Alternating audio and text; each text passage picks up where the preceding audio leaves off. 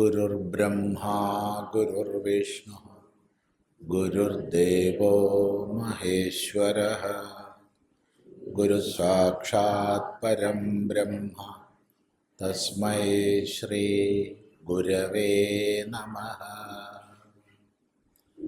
ॐ सदाशिवसमारम्भां शङ्कराचार्यमध्यमाम् अस्मदाचार्यपर्यन्तां वन्दे गुरुपरम्पराम्। ॐ सहना भवतु सहनौ भुनक्तु सह वीर्यङ्करवावहै तेजस्विनावधीतमस्तु मा विद्विषावहै। ओम शांति शांति शांति। ഓം നമ്മൾ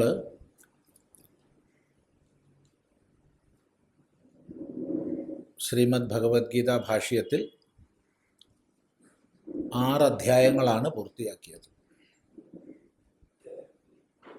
7-ാം അധ്യായം ഇന്ന് തുടങ്ങണം.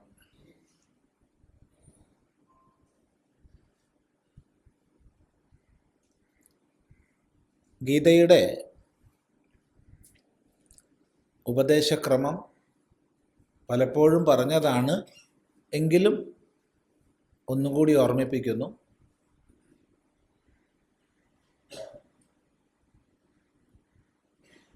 അങ്ങേയറ്റം കലുഷിതമായ കലങ്ങി മറിഞ്ഞ മനസ്സോടുകൂടിയ ആൾ, ഒട്ടും ശാന്തിയില്ലാത്ത, സമാധാനം കണ്ടെത്താൻ കഴിയാത്ത ആൾ,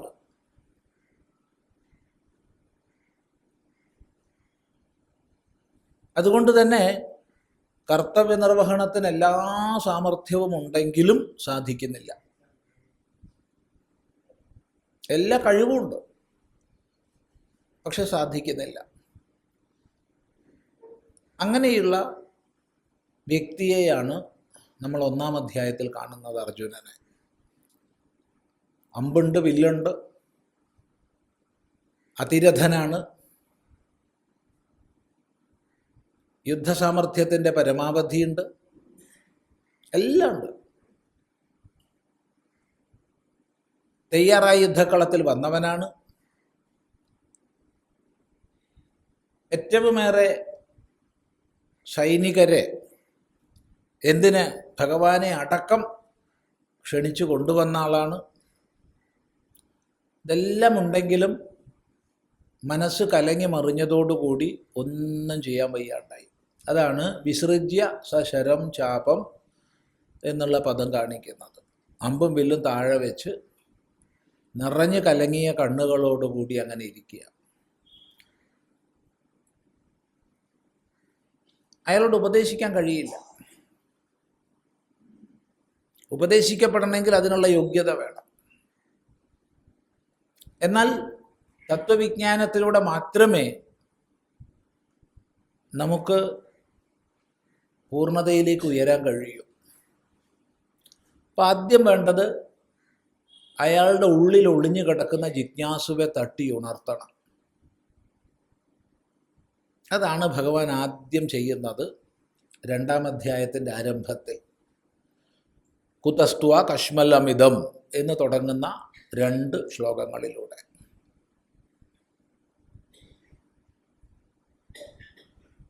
എവിടുന്ന് വന്നു നിനക്ക് ഈ കശ്മലത? ഇത് ശ്രേഷ്ഠന്മാർക്ക് യോജിച്ചതല്ല, ഇത് സ്വർഗഹേതുവല്ല, പോരെങ്കിൽ ഇത് അകീർത്തികരമാണ്. അതുകൊണ്ട് ഈ ഒന്നിനും കൊള്ളായ്മയെ ഉപേക്ഷിച്ച് നീ എഴുന്നേൽക്കൂ.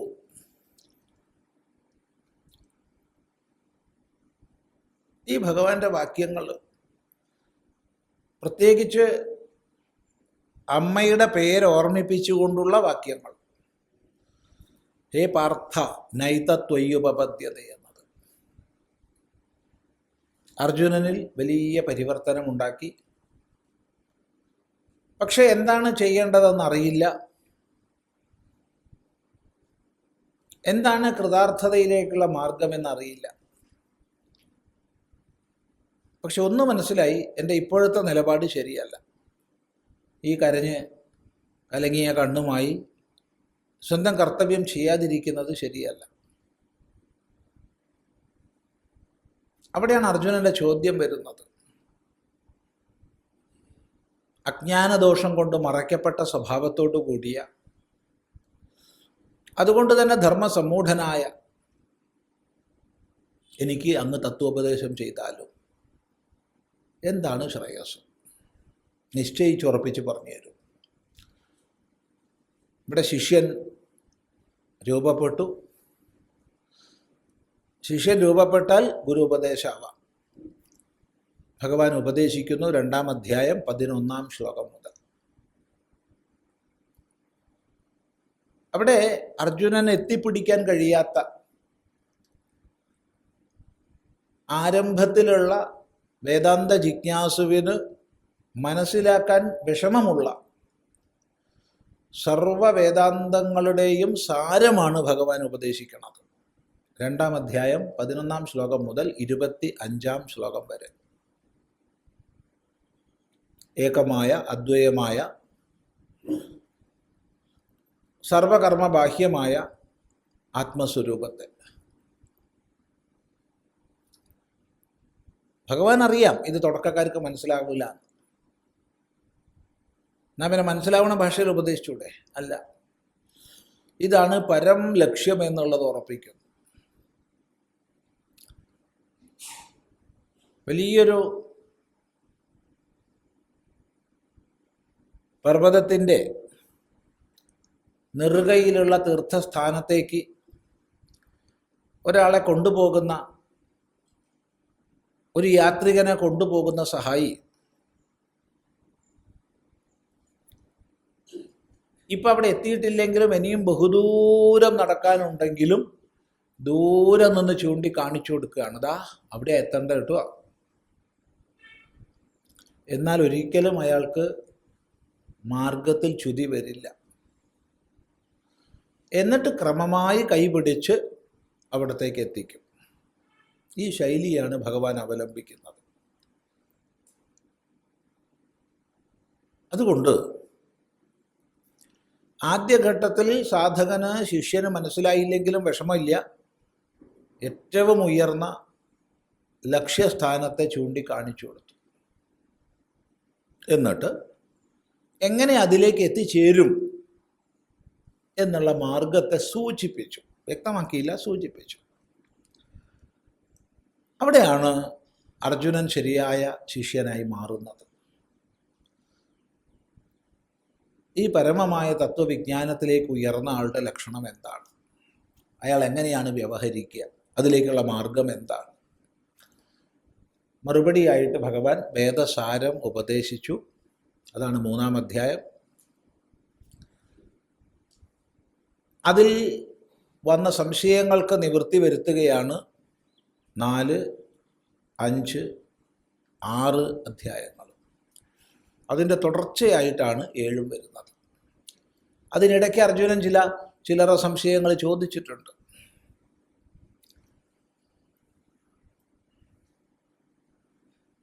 സ്വധർമ്മ മഹിമ ഉപദേശിച്ച ഭഗവാനോട് എല്ലാവരും സ്വധർമ്മം ആചരിക്കുന്നില്ലല്ലോ എന്നുള്ള സംശയം, അതെന്തുകൊണ്ടെന്ന സംശയം.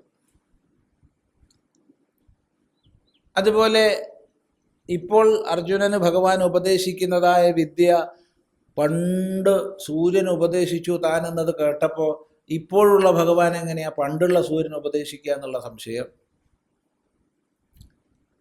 പരമമായ യോഗത്തിൻ്റെ ലക്ഷ്യത്തെ ഉപദേശിച്ചത് കേട്ടപ്പോൾ അത് പ്രാപിക്കാതെ ഒരാൾ മരണമടയുകയോ അല്ലെങ്കിൽ വഴിയിൽ നിന്ന് മാറിപ്പോവുകയൊക്കെ ചെയ്താൽ എന്താ ഫലം എന്നുള്ള ചോദ്യം. അങ്ങനെ അനേകം ഉപചോദ്യങ്ങൾ അർജുനൻ ചോദിച്ചിട്ടുണ്ട്.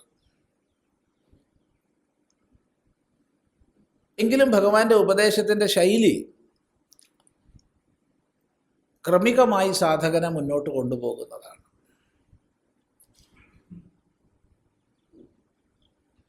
ചിലപ്പോൾ ശിഷ്യൻ്റെ സംശയത്തിന് മറുപടിയായിട്ട്, ചിലപ്പോൾ സ്വമേധയാ ഇങ്ങനെയൊരു പ്രശ്നം വരാം എന്ന് സങ്കല്പിച്ചിട്ട്. ഇവിടെ 6-ാം അധ്യായത്തിൻ്റെ ഒടുവിൽ 6-ാം അധ്യായം ഉപസംഹരിച്ചത് യോഗിനാമപി സർവേഷാം മദ്ഗതേനാന്തരാത്മനാ ശ്രദ്ധാവാൻ ഭജതേ യോ മാം സമേ യുക്തതമോ മതഃ എന്ന് പറഞ്ഞിട്ടാണ്. അതായിരുന്നു അവസാനത്തെ ശ്ലോകം. ഇപ്പം അത് വിസ്തരിച്ച് പറയേണ്ട ആവശ്യമില്ല, കഴിഞ്ഞ പ്രാവശ്യം പഠിച്ചതാണ്. എങ്കിലും സൂചിപ്പിക്കട്ടെ, എല്ലാ യോഗികളിലും വെച്ച് എന്നിൽ സമർപ്പിതമായ മനസ്സോടുകൂടി ശ്രദ്ധയോടുകൂടി ആര് എന്നെ ഭജിക്കുന്നുവോ അവനാണ് ഏറ്റവും അധികം എന്നോട് ചേർന്നവൻ. ഇതാണ് അവസാനം പറഞ്ഞത്.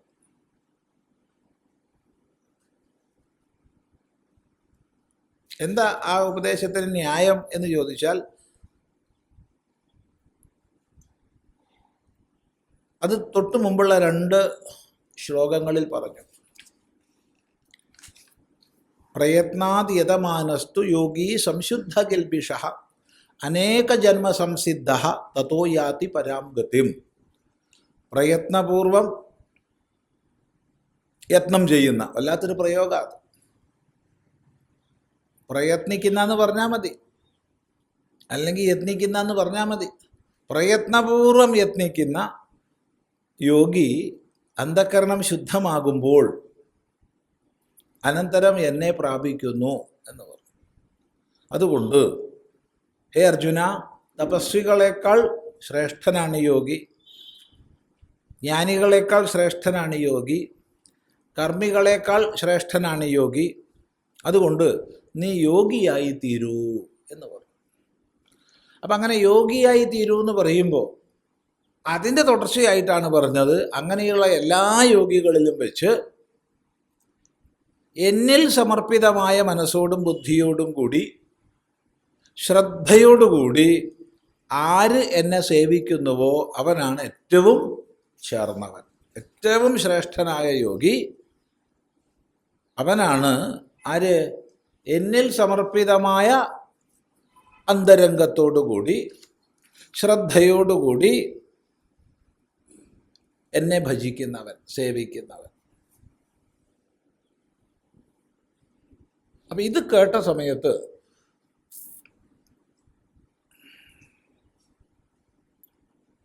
അങ്ങയെ സേവിക്കുക എന്ന് പറയുമ്പോൾ എന്താ അങ്ങയുടെ സ്വരൂപം, സ്വഭാവം? ഇതറിയണ്ടേ ഒന്നും കൂടി?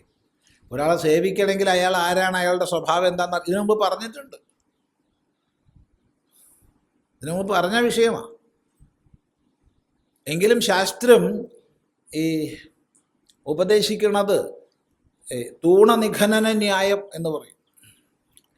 തൂണനിഖനന ന്യായം എന്ന് പറയുമ്പോൾ നമ്മൾ ഈ പന്തലും മറ്റും കെട്ടുന്ന സമയത്ത്, ഇപ്പം അങ്ങനത്തെ പരിപാടിയൊന്നുമില്ല, ഇപ്പോൾ ഒക്കെ റെഡി, കൊണ്ടുവന്ന് ഫിറ്റ് ചെയ്യുക, പോവുക, അഴിക്കുക എന്നുള്ളതാണ്. മുമ്പ് എന്നുള്ളവർക്കറിയാം, ഈ കാല് എന്താണോ കുത്തുന്നത് അതിൻ്റെ അറ്റം നല്ല മൂർച്ചയാക്കും,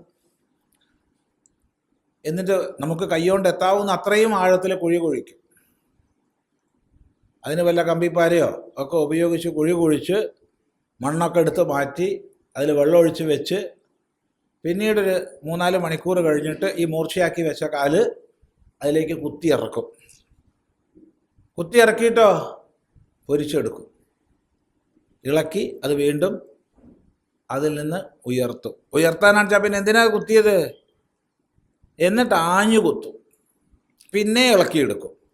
അങ്ങനെ 3-4 പ്രാവശ്യം ആഞ്ഞു കുത്തി വീണ്ടും ഇളക്കിയെടുത്താൽ പിന്നെയും ആഞ്ഞു കുത്തിയാൽ ശരിക്ക് ആഴത്തിലേക്ക് പോയി ഫിറ്റായി കിടക്കും.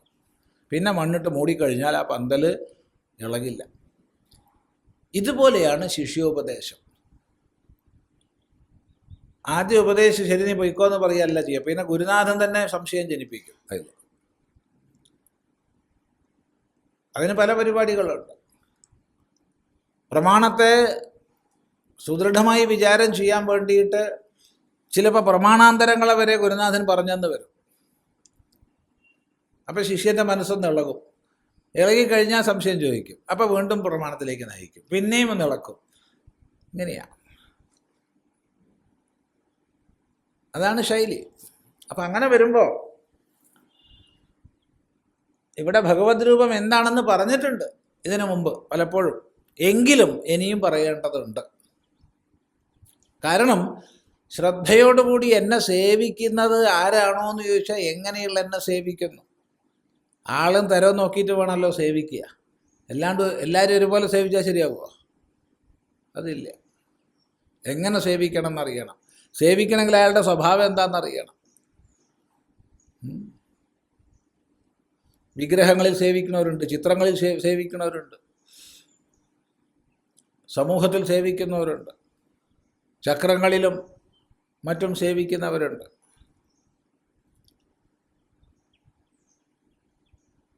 പലതരത്തിലാണ്.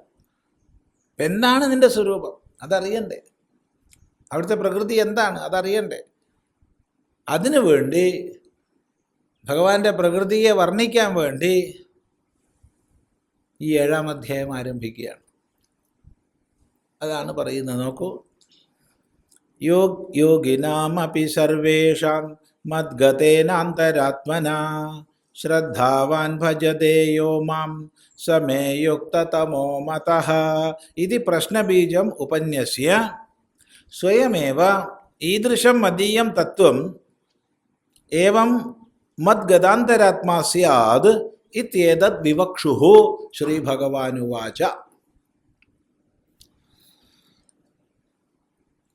യോഗിനാമപി സർവേഷാം മദ്ഗതേനാന്തരാത്മനാ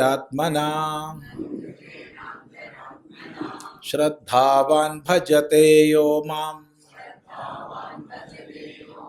സമേ യുക്തതമോ മതഃ.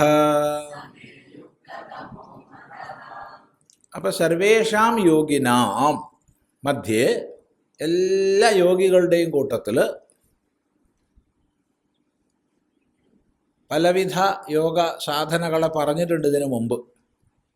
പ്രത്യേകിച്ച് 3-ാം അധ്യായത്തിലും 4-ാം അധ്യായത്തിലും പല പ്രകാരത്തിൽപ്പെട്ട സാധനാവിശേഷങ്ങളെ വർണ്ണിച്ചിട്ടുണ്ട്. 3-ലും 4-ലും.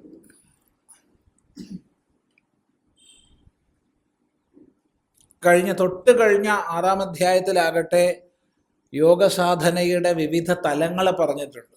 പ്രാഥമിക തലം മുതൽ യോഗസാധനയുടെ പരിപൂർണത എത്തുന്നത് വരെയുള്ള വ്യത്യസ്ത തലങ്ങളെ 6-ാം അധ്യായത്തിൽ വർണ്ണിച്ചിട്ടുണ്ട്. അതൊക്കെ ഇപ്പം വീണ്ടും പറയാൻ പോണില്ല. ഇതൊക്കെ മനസ്സിൽ വെച്ചിട്ടാണ് ഭഗവാൻ പറയുന്നത്, എല്ലാ യോഗികളിലും വെച്ച്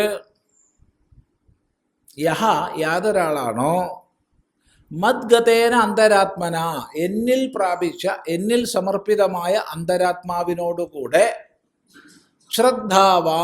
ശ്രദ്ധാവാനായിട്ട് ഗുരു ശാസ്ത്രങ്ങളിലുള്ള പരിപൂർണ സത്യത്വ ബുദ്ധിയോടുകൂടി ഭജിക്കുന്നത്, സേവിക്കുന്നത് ആരെ? മാം, എന്നെ. സഹ, അവൻ, മേ, എന്നോട്, യുക്തതമഃ, അങ്ങേയറ്റം ചേർന്നവനാണ് എന്നാണ് മതഃ, അഭിപ്രായം. ഇത് ഭഗവാൻ ഉപദേശിച്ചു. അപ്പം ഇത് കേട്ട സമയത്ത് ഇത് പ്രശ്നബീജം ഉപന്യസ്യ, ഈ പ്രശ്നബീജത്തെ ഭഗവാൻ തന്നെ ഉപന്യസിച്ചു. അപ്പോൾ ഗുരുനാഥൻ ഉപദേശിക്കുമ്പോൾ ഈ പ്രശ്നസാധ്യതകളെ അതിലുണ്ടാക്കും ഉപദേശത്തിൽ. അതെന്തിനാ? എന്നാലല്ലേ ശിഷ്യൻ ചോദിക്കൂ. ചോദിച്ചാലല്ലേ കൂടുതൽ ഉപദേശിക്കാൻ പറ്റൂ. കാരണം സനാതനധർമ്മത്തിൻ്റെ ഉപദേശ പദ്ധതി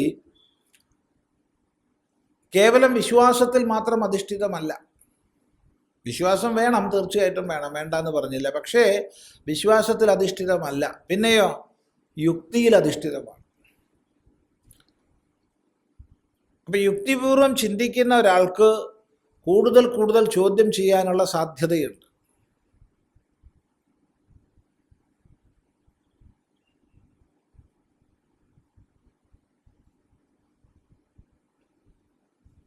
അപ്പം ചിലപ്പോൾ ശിഷ്യൻ തന്നെ വിചാരിച്ച് അത്തരം ചോദ്യങ്ങൾ ഉന്നയിക്കും. ചിലപ്പോൾ ഗുരുനാഥൻ അത്തരം ചോദ്യം ഉന്നയിക്കാനുള്ള സാഹചര്യം ഉണ്ടാക്കും, കൂടുതൽ സൂക്ഷ്മമായ വിഷയം ഉപദേശത്തിൽ ഘടിപ്പിച്ചിട്ട്. അങ്ങനെ ശിഷ്യനെ കൊണ്ട് കൂടുതൽ ചോദിപ്പിക്കും. അഥവാ സ്വയം ചോദ്യം ഉന്നയിച്ച് സ്വയം മറുപടി പറയും. ഇതൊക്കെ ഉപദേശ ശൈലിയിൽപ്പെട്ടതാണ്.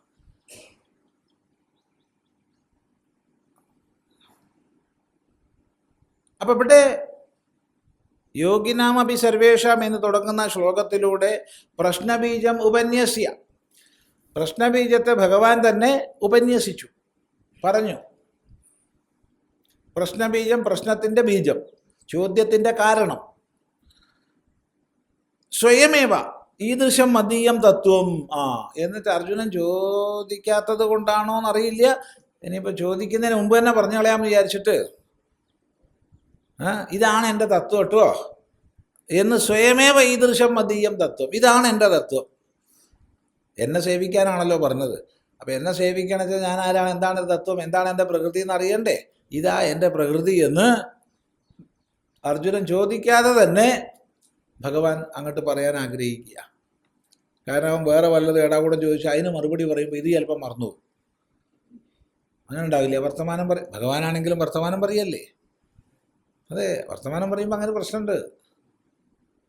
നമുക്കൊക്കെ പറ്റാറുണ്ടത്. ചിലപ്പോൾ ചില വിഷയം പറഞ്ഞിട്ട് പിന്നെ ആദ്യം എന്താ പറഞ്ഞതെന്ന് തീരെ മറന്നു പോകും. ഇല്ല, ഉണ്ടാവും. അപ്പോൾ അത് സംഭവിക്കാതിരിക്കാനൊരു കണക്ഷൻ അവിടെ ചെയ്ത് വെച്ചിട്ട് പിന്നെ വേറെ പോയി കഴിഞ്ഞാൽ പിന്നെ അതിൽ കയറി പിടിച്ചാൽ മതി. അതാർക്കായാലും പറ്റും, ഏത് ഭഗവാനാണെച്ചാലും പറ്റും വർത്തമാനം പറയുമ്പോൾ. അതാണ് ഈ സംസാരം എന്ന് പറയണത്. സംസാരത്ത് പെട്ടാൽ അങ്ങനെയാണ്. അപ്പോൾ എന്ത് വേണം? സ്വയം തന്നെ വിശദീകരിക്കേണ്ട ആശയങ്ങളെ താൻ തന്നെ അങ്ങോട്ട് വിശദീകരിക്കുക. അതിനിടയ്ക്ക് ഇനി അർജുനൻ വേറെ വല്ലതും ചോദിച്ചാൽ അതിന് മറുപടി പറഞ്ഞു കഴിഞ്ഞാൽ ചിലപ്പോൾ ഇത് കിട്ടും. അപ്പോൾ ശാസ്ത്രം പൂർണ്ണമാവില്ല. ഗീത ഒരു പ്രകരണമല്ല, ഭഗവത്ഗീത ഒരു പ്രകരണമല്ല, ഭഗവത്ഗീത ഒരു ശാസ്ത്രമാണ്. ശാസ്ത്രമാവുമ്പോൾ പ്രതിപാദ്യ വിഷയത്തിൻ്റെ എല്ലാ ഭാഗങ്ങളെയും ഉപദേശിക്കണം. പ്രകരണമാവുമ്പോൾ പ്രതിപാദ്യ വിഷയത്തിൻ്റെ ഏകദേശം മാത്രം അടർത്തിയെടുത്ത് പറഞ്ഞാൽ മതി. അപ്പുറം അവിടെ നോട്ടെ, അത് വേറെ പ്രകരണത്തിൽ പറഞ്ഞോളൂ. ശാസ്ത്രം അതല്ല. ശാസ്ത്രമാവുമ്പോൾ പ്രതിപാദ്യ വിഷയത്തെ പൂർണ്ണമായിട്ട് അപഗ്രഥിക്കണം, അപ്പോഴേ ശാസ്ത്രമാവുള്ളൂ. അതുകൊണ്ട് ഭഗവാൻ സ്വയമേവ എന്താണ് തൻ്റെ സ്വരൂപം എന്നുള്ളതിനെ വർണ്ണിക്കുകയാണ്. അതാണ് മദീയം തത്വം ഈദൃശം, എൻ്റെ തത്വം ഇതാണ് കേട്ടോ എന്ന് ഉപദേശിക്കുകയും ഏവം മദ്ഗതാന്തരാത്മാസ്യാത്, ഇങ്ങനെയായാൽ എന്നിൽ ഗതമായ അന്തരാത്മാവോട് കൂടിയവനായി തീരും. അപ്പം എങ്ങനെയായാലാണ് എന്നിൽ ഗതമായ അന്തരാത്മാവോട് കൂടിയവനാവുക? ഇത് വളരെ ശ്രദ്ധിക്കേണ്ടതാണ്. ഇത് വളരെ ശ്രദ്ധിക്കേണ്ടതാണ്. കാരണം ഒരു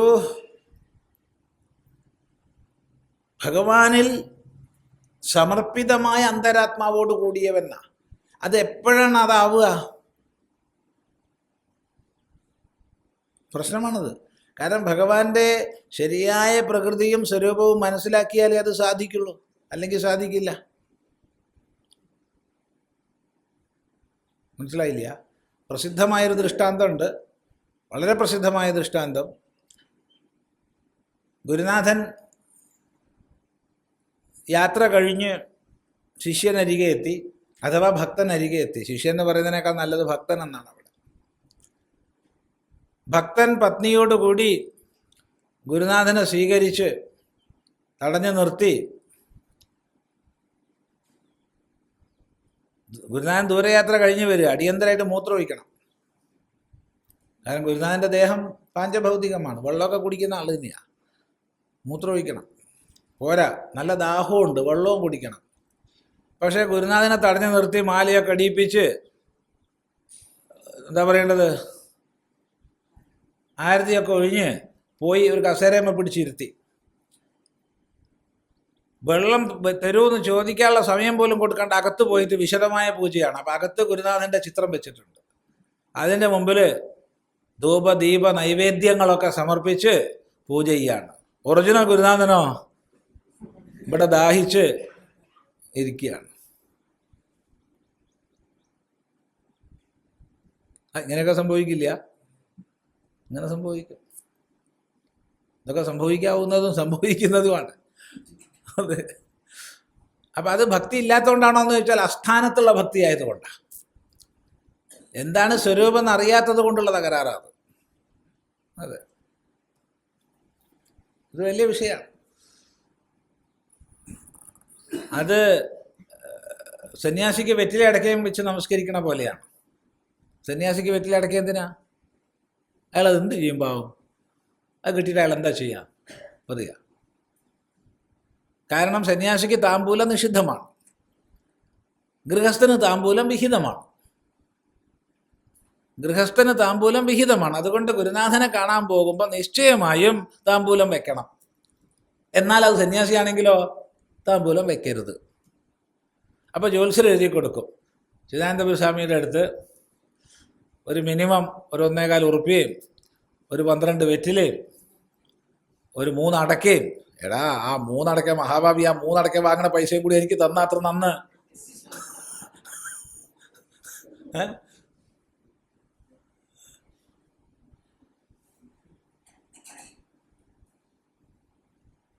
ചിന്തിച്ചു നോക്കൂ. ഇങ്ങനെ ജ്യോത്സ്യന്മാരെ കാണാനിരിക്കുക നമ്മൾ.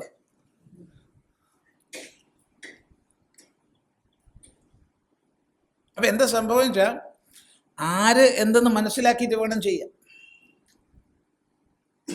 അപ്പം നമ്മളുടെ ഗുരുനാഥനെ കാണാൻ പോവുകയാണ്. ആ ഗുരുനാഥൻ പുകവലിക്കുന്ന ആളാണെങ്കിൽ നമുക്ക് പുക കൊണ്ടുകൊടുക്കാം,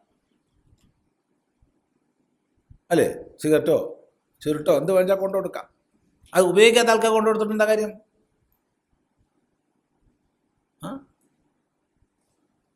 ശ്രീരാമകൃഷ്ണദേവൻ പറയുന്നുണ്ട്, എൻ്റെ മനസ്സിലുള്ള വലിയൊരു മഹാത്മാവ് എന്ന് പറഞ്ഞാൽ ഇടയ്ക്കിടയ്ക്ക് ഹുക്ക വലിക്കുന്ന ആളാണെന്ന്. അപ്പോൾ അവിടെ പുകയിലിടയ്ക്ക് കൊണ്ടുകൊടുക്കാം.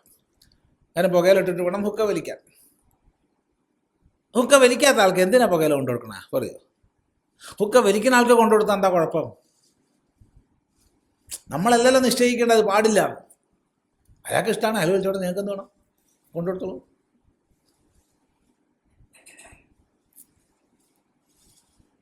എല്ലാവർക്കും ഒന്നല്ലല്ലോ, മനസ്സിലാക്കണ്ടേ? രാജസികമായൊരു ദേവതയെ നമ്മൾ ഉപാസിക്കുമ്പോൾ നല്ല ശർക്കര പായസം നെയ്യ് ഒഴിച്ചുണ്ടാക്കിയിട്ട് കൊടുത്തിട്ട് കാര്യമില്ല. അവിടെ കുറച്ച് മാംസവും നല്ല മദ്യവും ഒക്കെ കൊടുക്കേണ്ടി വരും. എന്നാൽ നമ്മൾ സാത്വിക ദേവതയെ പൂജിക്കുമ്പോൾ മദ്യവും മാംസവും കൊടുക്കാൻ പറ്റുമോ? അവിടെ നല്ല നെയ്യൊക്കെ ഒഴിച്ച് പായസം ഉണ്ടാക്കി കൊടുക്കണം. ഇപ്പം ദേവതാഭേദം, വ്യക്തിഭേദം, ക്രമഭേദം ഇതിനൊക്കെ ഉണ്ട്. അപ്പം എന്ത് എന്നിൽ സമർപ്പിതമായ മനസ്സോടുകൂടെ എന്ന് പറഞ്ഞാൽ ആദ്യം ഭഗവാന്റെ പ്രകൃതി എന്താണെന്ന് അറിയണം. അല്ലാണ്ട് എങ്ങനെയാ സാധിക്കുക? സാധിക്കില്ലല്ലോ, ഇല്ലേ? കാലിൻ്റെ വലിപ്പം മനസ്സിലാക്കിയാലല്ലേ ചെരുപ്പ് വാങ്ങാൻ പറ്റുമോ? അല്ലാണ്ട് പറ്റുമോ? പറ്റില്ല. അപ്പം എന്താണ് ഭഗവാന്റെ പ്രകൃതി അത് മനസ്സിലാക്കിയാലല്ലേ മുന്നോട്ട് പോകാൻ പറ്റൂ. കാരണം സേവിക്കാൻ പറഞ്ഞു, സേവിക്കണമെങ്കിൽ എന്താണെന്ന് മനസ്സിലാവണം. ഇത് വലിയൊരു പ്രശ്നമാണ്. അപ്പം അതുകൊണ്ട് അതിനിപ്പോൾ അർജുനൻ ചോദിച്ചില്ലെങ്കിലും ഞാൻ തന്നെ സ്വയം പറഞ്ഞു കളയാം എന്ന് ഭഗവാൻ നിശ്ചയിച്ചിട്ട്, അതാണ് സ്വയം ഏവ വിവക്ഷുഹു, ഏതദ് വിവക്ഷുഹു, വിവക്ഷുഹു വക്തും ഇച്ഛുഹു, പറയുവാൻ ഇച്ഛിക്കുന്നവൻ. ഇനിയിപ്പോൾ അർജുനൻ ചോദിക്കാനൊന്നും കാത്തു നിൽക്കണ്ട, ഞാൻ തന്നെയാണ് പറഞ്ഞു കളയാം എന്ന് വിചാരിച്ചിട്ട്, ഇല്ലെങ്കിൽ അർജുനൻ വേറെ ആരോടെങ്കിലുമൊക്കെ ചോദിക്കും. വേറെ ആരോട് ചോദിച്ചാൽ അവർക്ക് ഇഷ്ടമുള്ളതൊക്കെ പറഞ്ഞു കൊടുക്കും, ഇല്ലേ? അങ്ങനെ ഉണ്ട്. അതുകൊണ്ട് ഭഗവാൻ സ്വയമേവ പറയുക. നോക്കൂ എന്താ പറയണത്? ശ്രീ ഭഗവാനുവാച മയ്യാസക്തമനാ പാർത്ഥ യോഗം യുഞ്ജന്മദാശ്രയഃ അസംശയം സമഗ്രം മാം യഥാ ജ്ഞാസ്യസി തച്ഛൃണു. ശ്രീ ഭഗവാനുവാച മയ്യാസക്തമനാ പാർത്ഥ യോഗം യുഞ്ജന്മദാശ്രയഃ അസംശയം സമഗ്രം മാം യഥാ ജ്ഞാസ്യസി തച്ഛൃണു.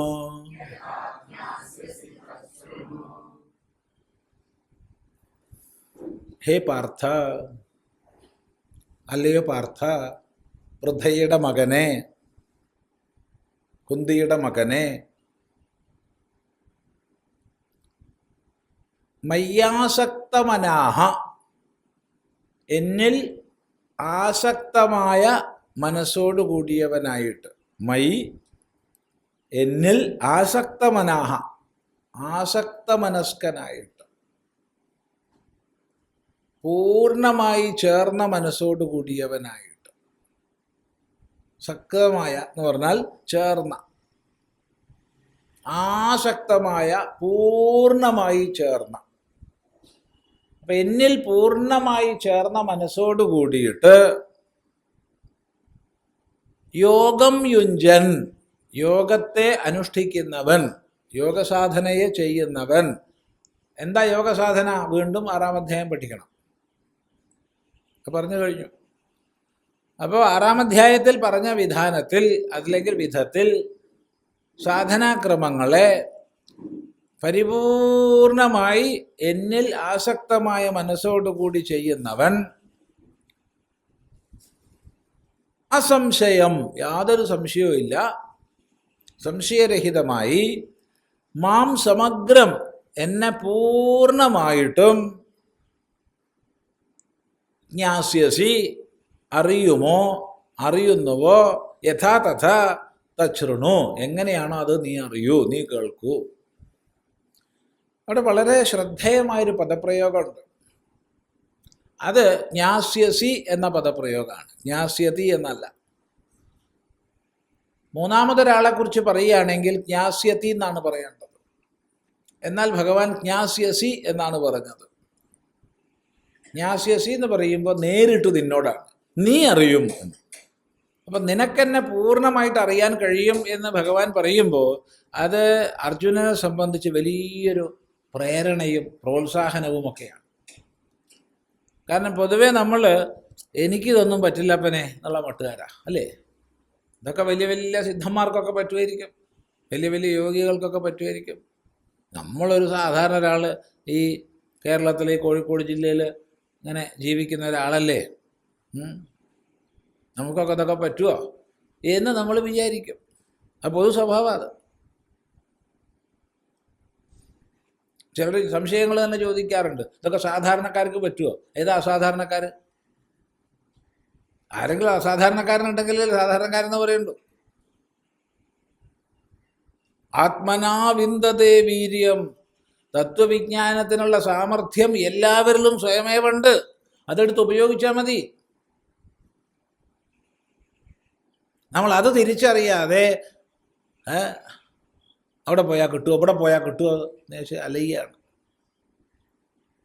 അതുകൊണ്ട് അസംശയം, ഒരു സംശയവും ഇല്ല, നീ എന്നെ അറിയും എന്ന് പറയുമ്പോൾ അതിനൊരു വലിയ പ്രോത്സാഹനം അഥവാ ഒരു പ്രേരണ, ഒരു ആത്മവിശ്വാസത്തെ, സാന്ത്വനത്തെ നൽകുന്ന ഒരു ഭാഷ അതിലുണ്ടല്ലേ?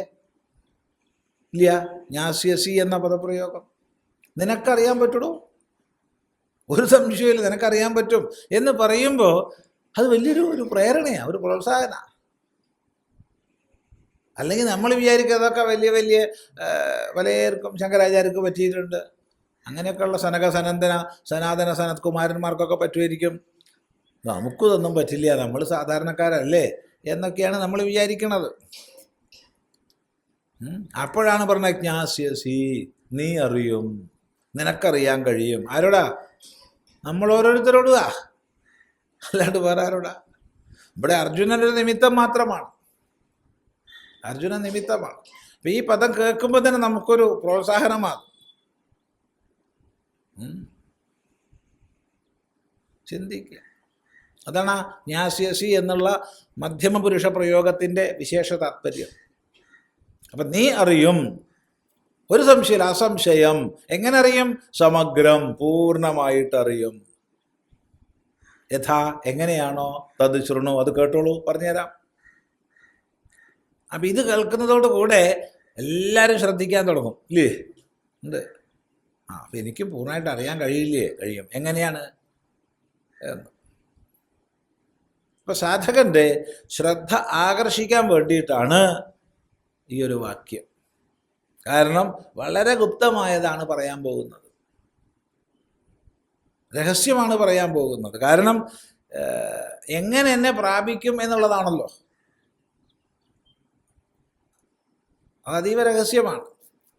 അപ്പം അതീവ രഹസ്യമായിരിക്കുന്ന, ഗുപ്തമായിരിക്കുന്ന, ഗോപ്യമായിരിക്കുന്ന വിഷയം പറയുമ്പോൾ ശ്രദ്ധ ആകർഷിക്കണം. ഇല്ലെങ്കിൽ കുറച്ച് ഭാഗം വിട്ടുപോയി കഴിഞ്ഞാൽ പിന്നെ ഒന്നും മനസ്സിലാവില്ല. ഒരു വാചകം പൂർണ്ണമായി ശ്രദ്ധിക്കേണ്ട അടുത്ത് പലപ്പോഴും നമ്മൾ പകുതിയാവുമ്പോൾ ശ്രദ്ധിക്കുക.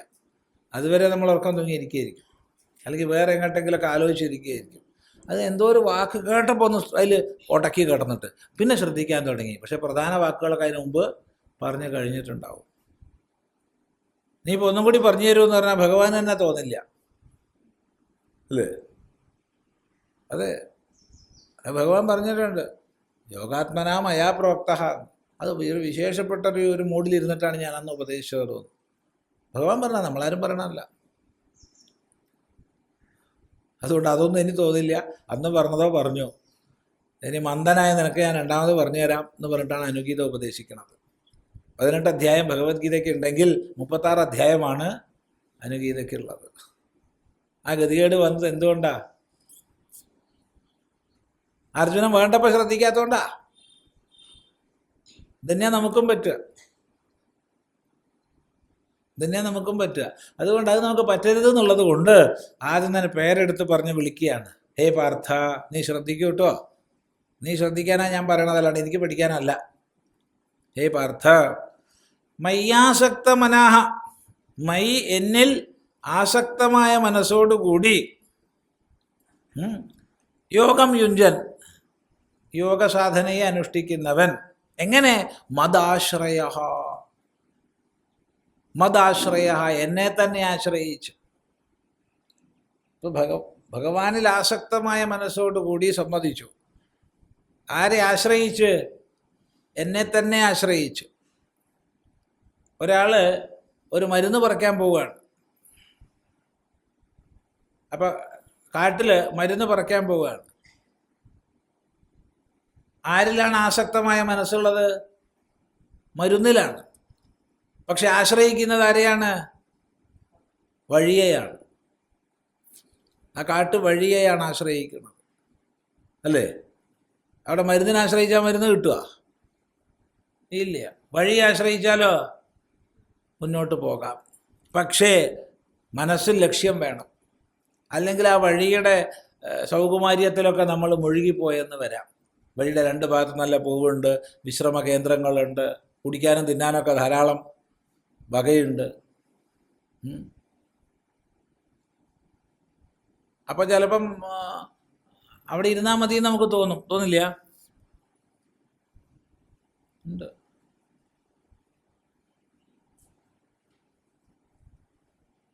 അത് വലിയൊരു കുഴപ്പമാണ്. കാരണം വഴിയിൽ നല്ല സുഖമുണ്ട്. എന്നാൽ പിന്നെ വഴി തന്നെ ഇരുന്നാൽ പോരെ, ഇവിടെ നല്ല സുഖമാണ് എന്ന് തോന്നും. എന്തിനു താൻ വന്നു എന്ന് മറന്നു. അങ്ങനെ സംഭവിക്കാറുണ്ട്. ബാംഗ്ലൂരിൽ ഇപ്പോൾ ഉണ്ടോന്നാവോ, അമ്മമാർക്ക് രാവിലെ തൊട്ട് രാത്രി വരെ ബസ് പോകാമെന്നാണ് പറഞ്ഞത്. ഇപ്പോഴും ഉണ്ട് സമാധാനം. കയറി തന്നെ, പോവുക തന്നെ. എങ്ങോട്ടാ പോണത്? അങ്ങോട്ട് പോവാ. എന്താ ഇറങ്ങാത്തത്? നിങ്ങൾ ഇനി എങ്ങോട്ടാ പോണത്? ഞാൻ നിങ്ങൾ ഇങ്ങോട്ടാ പോണത്. അങ്ങോട്ട് ഞാനും ഉണ്ട്. എന്തൊരു കഷ്ടമെന്നാലോചിക്കുക. എന്തിനാ നീ യാത്ര ചെയ്യണത്? യാത്ര തന്നെ ഒരു ലക്ഷ്യം, വേറെ ഒന്നുമില്ല. വീട്ടിലെ ഉപദ്രവമൊക്കെ തൽക്കാലം ഒന്നില്ലാണ്ടാവും. അത് അല്ലാണ്ടെന്താ? സുഖമായിട്ട് പൈസ വേണ്ട. എന്തൊരു കഷ്ടമെന്ന് ആലോചിച്ചു. നമുക്കൊക്കെ പറ്റിപ്പോകും.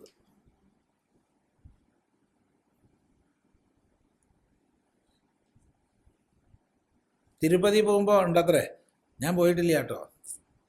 പോണ ക്യൂവിൽ നിൽക്കണവർക്കൊക്കെ നല്ല സുഖമാണത്രേ. ഇരിക്കാനുള്ള സംവിധാനമുണ്ട്, ഫാനുണ്ട്, വെള്ളം കിട്ടും. ഭക്ഷണം കിട്ടുമെന്ന് അറിയില്ല.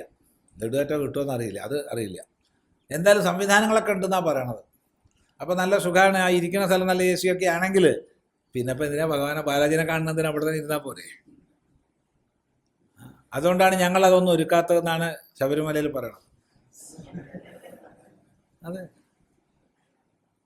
തിരുപ്പതി മോഡൽ ബുക്കിംഗ് വേണം, തിരുപ്പതി മോഡൽ സൗകര്യം വേണ്ട.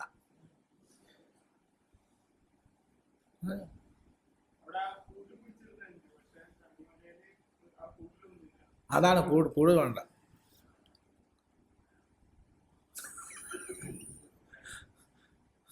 നമ്മൾ ഒന്നിനെ അനുകരിക്കുമ്പോൾ അവിടുത്തെ എല്ലാ സംവിധാനം ഉണ്ടാക്കി കൊടുക്കട്ടെ.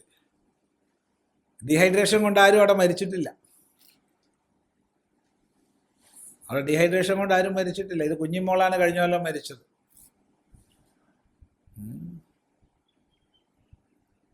ഇരിക്കട്ടെ. അപ്പം ഇത് വലിയൊരു പ്രശ്നമാണ്. അതുകൊണ്ട് ആദ്യം നമുക്ക് ഉറക്കേണ്ടത് എൻ്റെ ലക്ഷ്യം ഇന്ന് ഔഷധമാണ് എന്ന് ഉറക്കണം. എന്നാൽ മാർഗത്തിൽ എന്ത് സൗകര്യം ഉണ്ടെങ്കിലും അതിൽ നമ്മൾ പെട്ടുപോകില്ല. അതൊക്കെ അനുഭവിച്ച് സന്തോഷമായിട്ട് മുന്നോട്ട് പോകാം. ഇല്ലെങ്കിൽ അതിൽ കുടുങ്ങിപ്പോകും. അതുകൊണ്ട് മയ്യാസക്ത മനഃ, അതാണ് മുഖ്യം. എന്നിൽ ആസക്തമായ മനസ്സോടുകൂടെ മദാശ്രയ, എന്നിൽ ആശ്രയിച്ചുകൊണ്ട്. ഇവിടെ രണ്ടും ഒന്ന് തന്നെയാണ്. ഇവിടെ ലക്ഷ്യവും മാർഗവും ഒന്ന് തന്നെ, ഭഗവാൻ തന്നെ. ഭഗവാനിൽ തന്നെ പരിപൂർണമായി ആശ്രയിച്ചുകൊണ്ട്, ഭഗവത് സ്വരൂപത്തെ ലക്ഷ്യമാക്കിക്കൊണ്ട് അങ്ങനെ യോഗം യുഞ്ജൻ, യോഗസാധനകളെ അനുഷ്ഠിക്കുന്ന നീ. അപ്പം നീ ഇങ്ങനെ ആവണം എന്നർത്ഥം. അവിടെ നീ എന്ന് പറഞ്ഞില്ലല്ലോ, പിന്നെ എന്തിനാ സ്വാമി ഇല്ലാത്ത വാക്ക് പറയുന്നത്? ജ്ഞാസ്യസി എന്ന് പറഞ്ഞു. അതുകൊണ്ടാണ് നീ അറിയുമോ എന്ന്. നീ അറിയുമോ, അത് ഞാൻ പറഞ്ഞുതരാം, അത് കേട്ടോളൂ എന്ന് പറയാം. വ്യക്തമാണല്ലോ ഇല്ലേ? നോക്കൂ, മൈ വക്ഷ്യമാണ വിശേഷണേ പരമേശ്വരെ ആസക്തം മനഃ യസ്യ സഹ മയ്യാസക്ത മനഃ. ഹേ പാർത്ഥ, യോഗം യുഞ്ജൻ മനഃസമാധാനം കുർവൻ മദാശ്രയഃ അഹമേവ പരമേശ്വരഃ ആശ്രയഃ യസ്യ സ മദാശ്രയഃ. യോ ഹി കശ്ചിത് പുരുഷാർത്ഥേന കേനചിദർത്ഥീ ഭവതി സഹ തത്സാധനം കർമ്മ അഗ്നിഹോത്രാദി തപോ ദാനം വ കിഞ്ചിത് ആശ്രയം പ്രതിപദ്യത്തെ. അയം തു യോഗി മാമേവ ആശ്രയം പ്രതിപദ്യത്തെ ഹിത്വാ അന്യസാധനാന്തരം മൈ ഏവ ആസക്തമനഃ ഭവതി. യഹ ത്വം ഏവം ഭൂതഃ സൻ അസംശയം സമഗ്രം സമസ്തം വിഭൂതിബലശക്തിഐശ്വര്യാദി ഗുണസമ്പന്നം മാം യഥാ യേന പ്രകാരേണ ജ്ഞാസ്യസി സംശയമന്തരേണ ഏവമേവ ഭഗവാൻ ഇതി തശൃണു ഉച്യമാനം മയാ. മയി വക്ഷ്യമാണ വിശേഷണേ പരമേശ്വരേ ആസക്തം മനഃ യസ്യ സഹ മയ്യാസക്തമനഃ. ഹേ പാർത്ഥ, യോഗം യുഞ്ജൻ മനഃസമാധാനം കുർവൻ മദാശ്രയഃ അഹമേവ പരമേശ്വരഃ ആശ്രയഃ യസ്യ സ മദാശ്രയഃ. യോ ഹി കശ്ചിത് പുരുഷാർത്ഥേന കേനചിദർത്ഥി ഭവതി സഹ തത്സാധനം കർമ്മ അഗ്നിഹോത്രാദി തപോദാനം വ കിഞ്ചിദാശ്രയം പ്രതിപദ്യത്തെ. അയം തു യോഗി മാമേവ ആശ്രയം പ്രതിപദ്യത്തെ ഹിത്വാ അന്യസാധനാന്തരം മയി ഏവ ആസക്തമനഃ ഭവതി. യഹ ത്വം ഏവം ഭൂതഃ സൻ അസംശയം സമഗ്രം സമസ്തം വിഭൂതിബലശക്തിഐശ്വര്യാദി ഗുണസമ്പന്നം മാം യഥാ യേന പ്രകാരേണ ജ്ഞാസ്യസി സംശയമന്തരേണ ഏവമേവ ഭഗവാൻ ഇതി തശൃണു ഉച്യമാനം മയാ. അപ്പോൾ മൈ വക്ഷ്യമാണ വിശേഷണേ പരമേശ്വരേ, മൈ എന്നിൽ. അപ്പം എന്നിൽ എന്ന് ഭഗവാൻ പറയുമ്പോൾ പരമേശ്വരേ, പരമേശ്വരനിൽ, നാരായണനിൽ, എന്ത് പേര് വേണിച്ചാൽ പറഞ്ഞോളൂ. എന്നിൽ, നാരായണനിൽ, അല്ലെങ്കിൽ പരമേശ്വരനിൽ, എന്ത് പേര് പറഞ്ഞാലും വിരോധമില്ല. ആസക്തം മനഹായസ്യ, ആരുടെ മനസ്സ് ആസക്തമാണോ, പരിപൂർണമായി ചേർന്നതാണോ, പരിപൂർണമായി ചേർന്നത്. ചിലപ്പോൾ ചേരുക, ചിലപ്പോൾ ചേരാതിരിക്കുക, അങ്ങനെയല്ല. ചിലയിടത്ത് ചേരുക, ചിലയിടത്ത് ചേരാതിരിക്കുക, അങ്ങനെയല്ല. അങ്ങനെയൊക്കെ നമ്മൾ കാണാറുണ്ട്. അതുകൊണ്ടാണ് ആസക്തം എന്ന് പറഞ്ഞത്.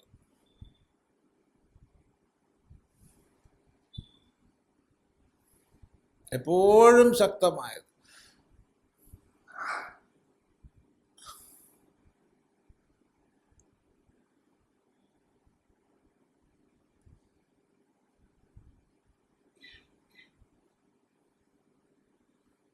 എപ്പോഴും ശക്തമായതിന്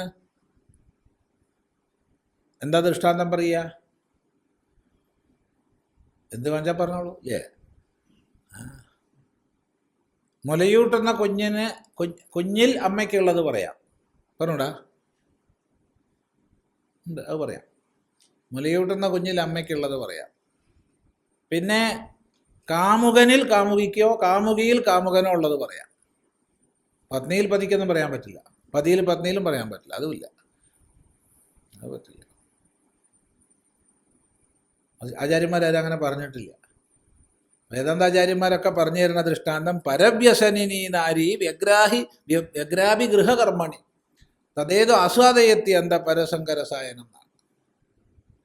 ഒരു സ്ത്രീ വിവാഹിതയാണ്, ഭർത്തൃമതിയാണ്, പക്ഷെ പരപുരുഷനായിട്ട് ബന്ധമുണ്ടെങ്കിൽ ആ പരപുരുഷനിലാണ് എപ്പോഴും മനസ്സുണ്ടാവുക. എവൻ വിചാരിക്കും എവനിലാന്ന്, ഒരിക്കലും അല്ല. അതാണ് പരവ്യസനിനി നാരി വ്യഗ്രാഭി ഗൃഹകർമ്മണി. വീട്ടിലെ കർമ്മങ്ങളിൽ വളരെ വ്യഗ്രയാണ്, എല്ലാം ചെയ്യുന്നുണ്ട്, എല്ലാ പണിയൊക്കെ ചെയ്യുന്നുണ്ട്. പക്ഷെ എങ്കിലും തദേവ ആസ്വാദയത്തി അന്തഃ, ഉള്ളിൽ അതാണ് ആസ്വദിച്ചുകൊണ്ടിരിക്കുക. ഇത് പരസങ്കരസായനം എന്ന്. ഇത് സ്ത്രീനെ പറഞ്ഞ പുരുഷനാവാം. പഞ്ചദശിയിലെ വിദ്യാരണ്യ സ്വാമികൾ സ്ത്രീയെ പറഞ്ഞു, ആ സ്ഥാനത്ത് പുരുഷനെ വെച്ചാൽ മതി, എന്നാ കുഴപ്പമില്ല. അതാണ് എപ്പോഴും ആസക്തമായിരിക്കും, എപ്പോഴും അതിലായിരിക്കും ചിന്ത ഉണ്ടാവുക.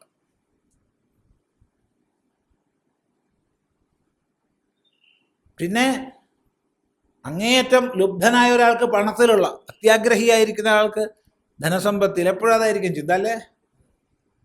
അതെ, അതൊക്കെ വേറൊന്നും ചിന്ത ഉണ്ടാവില്ല, വേറൊന്നിലേക്കും മനസ്സ് പോകില്ല. എങ്ങനെ ഇനിയും ഉണ്ടാക്കാണ്ട് പണം മാത്രമേ ചിന്തിക്കാൻ പറ്റൂ. അത്യന്തം അത്യാഗ്രഹിയും ലുബ്ധനുമായ ആൾക്ക്.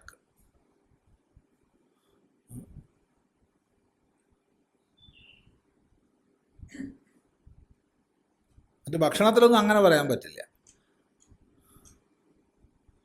അങ്ങനെ ഏതാ ദൃഷ്ടാന്തം വെച്ചാൽ പറഞ്ഞോളൂ, വിരോധമില്ല.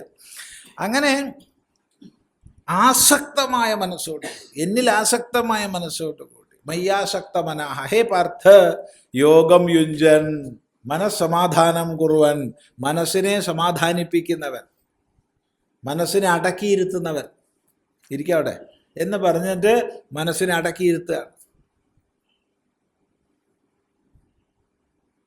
അതിനുള്ള വഴി നോക്കുകയാണ്. അങ്ങനെ യോഗം യുഞ്ജൻ മനസ്സമാധാനം കുറുവൻ മദാശ്രയ, അവിടെയാണ് അഹമേവ പരമേശ്വര ആശ്രയ യസ്യ, ഞാൻ പരമേശ്വരൻ തന്നെ ആശ്രയമായിട്ടുള്ളവൻ, വേറൊരു ആശ്രയമില്ല. ഇത് രണ്ടും വ്യത്യാസമുണ്ട്. സാധാരണ ലക്ഷ്യവും ആശ്രയവും രണ്ടായിരിക്കാം. ഇവിടെ ലക്ഷ്യവും ആശ്രയവും ഒന്നാണ്. ഭഗവാൻ തന്നെ ലക്ഷ്യം, ഭഗവാൻ തന്നെ ആശ്രയം. അപ്പം ലക്ഷ്യമാണെങ്കിൽ അറിഞ്ഞിട്ടില്ലല്ലോ, ഇല്ല. അറിയാത്ത ഒരാൾ എങ്ങനെ ആശ്രയാക്കും? ആ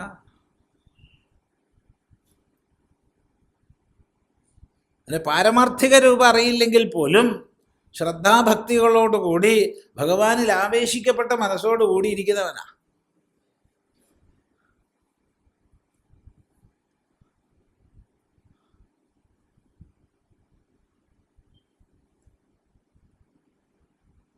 അവിടെ ആശ്രയം അമ്മ തന്നെ എന്ന് പറയാറുണ്ട്. അമ്മ തല്ലിയാലും അമ്മയെന്ന് വിളിക്കും അല്ലേ? പൊതുവെ അങ്ങനെയാ, പൊതുവെ അത്രേ പറയാൻ പറ്റൂ കേട്ടോ. ഇതൊന്നും ഇങ്ങനെ തന്നെയാണെന്ന് പറയാൻ പറ്റില്ല. ഇനി അച്ഛാന്ന് വിളിക്കണ കുട്ടികളാണെന്ന് വെച്ചാൽ അച്ഛൻ തല്ലിയാലും അച്ഛാന്നാ വിളിക്കുക, അമ്മ തല്ലിയാലും അച്ഛാന്നാ വിളിക്കുക. ഭൂരിഭാഗം പേരും അമ്മയെന്നാ വിളിക്കുക. അമ്മ തല്ലിയാലും അമ്മയെന്ന് വിളിക്കുക, അച്ഛൻ തല്ലിയാലും അമ്മയെന്ന് വിളിക്കുക.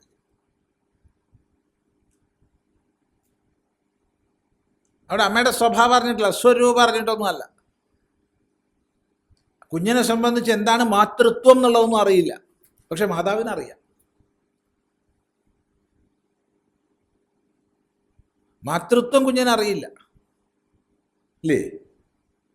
കൊച്ചു കുഞ്ഞിന് മാതൃത്വം അറിയില്ല, പക്ഷെ മാതാവിനറിയാം.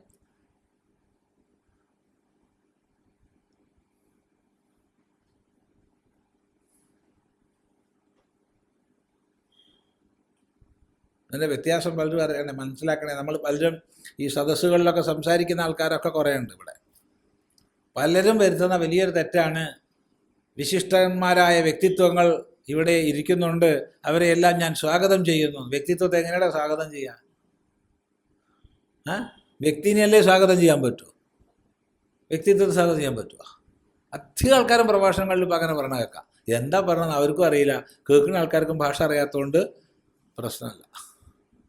വിശിഷ്ട വ്യക്തിത്വങ്ങളായിട്ട് ഉള്ള ഇന്നും നാളെ വ്യക്തിയാണ്, ഒരു ത്വം അവിടെ കൂട്ടേണ്ട ആവശ്യമില്ല. മാതൃത്വം മാതാ രണ്ടും ഭിന്നമാണ്. കുട്ടിക്ക് മാതൃത്വം അറിയില്ലെങ്കിലും മാതാവിനറിയാം. ഇവിടെ ഭക്തന് ഭഗവാന്റെ സ്വരൂപമൊന്നും അറിഞ്ഞിട്ടില്ലെങ്കിലും ഭഗവാന്റെ അനുഗ്രഹം, ഭഗവാനെ ഭജിക്കുമ്പോഴുള്ള ആ ശാന്തിഭാവം, ഇതൊക്കെ അറിയാം. അപ്പോൾ ആശ്രയം ഭഗവാൻ തന്നെയാണ്. മതാശ്രയ അഹമേവ പരമേശ്വര ആശ്രയ യസ്യ സ മതാശ്രയ. വ്യക്തമാണല്ലോ. അപ്പം അവിടെ ഭാഷ്യകാരൻ ഒന്ന് വിശദീകരിക്കുകയാണ്. കാരണം സാമാന്യമായി ഇത് രണ്ടും രണ്ടായിരിക്കുമല്ലോ.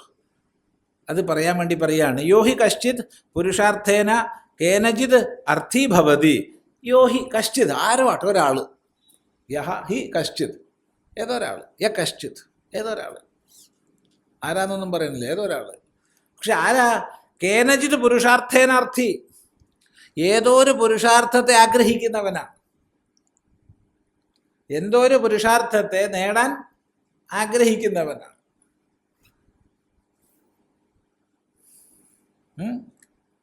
സഹ അവൻ തത് സാധനം കർമ്മ,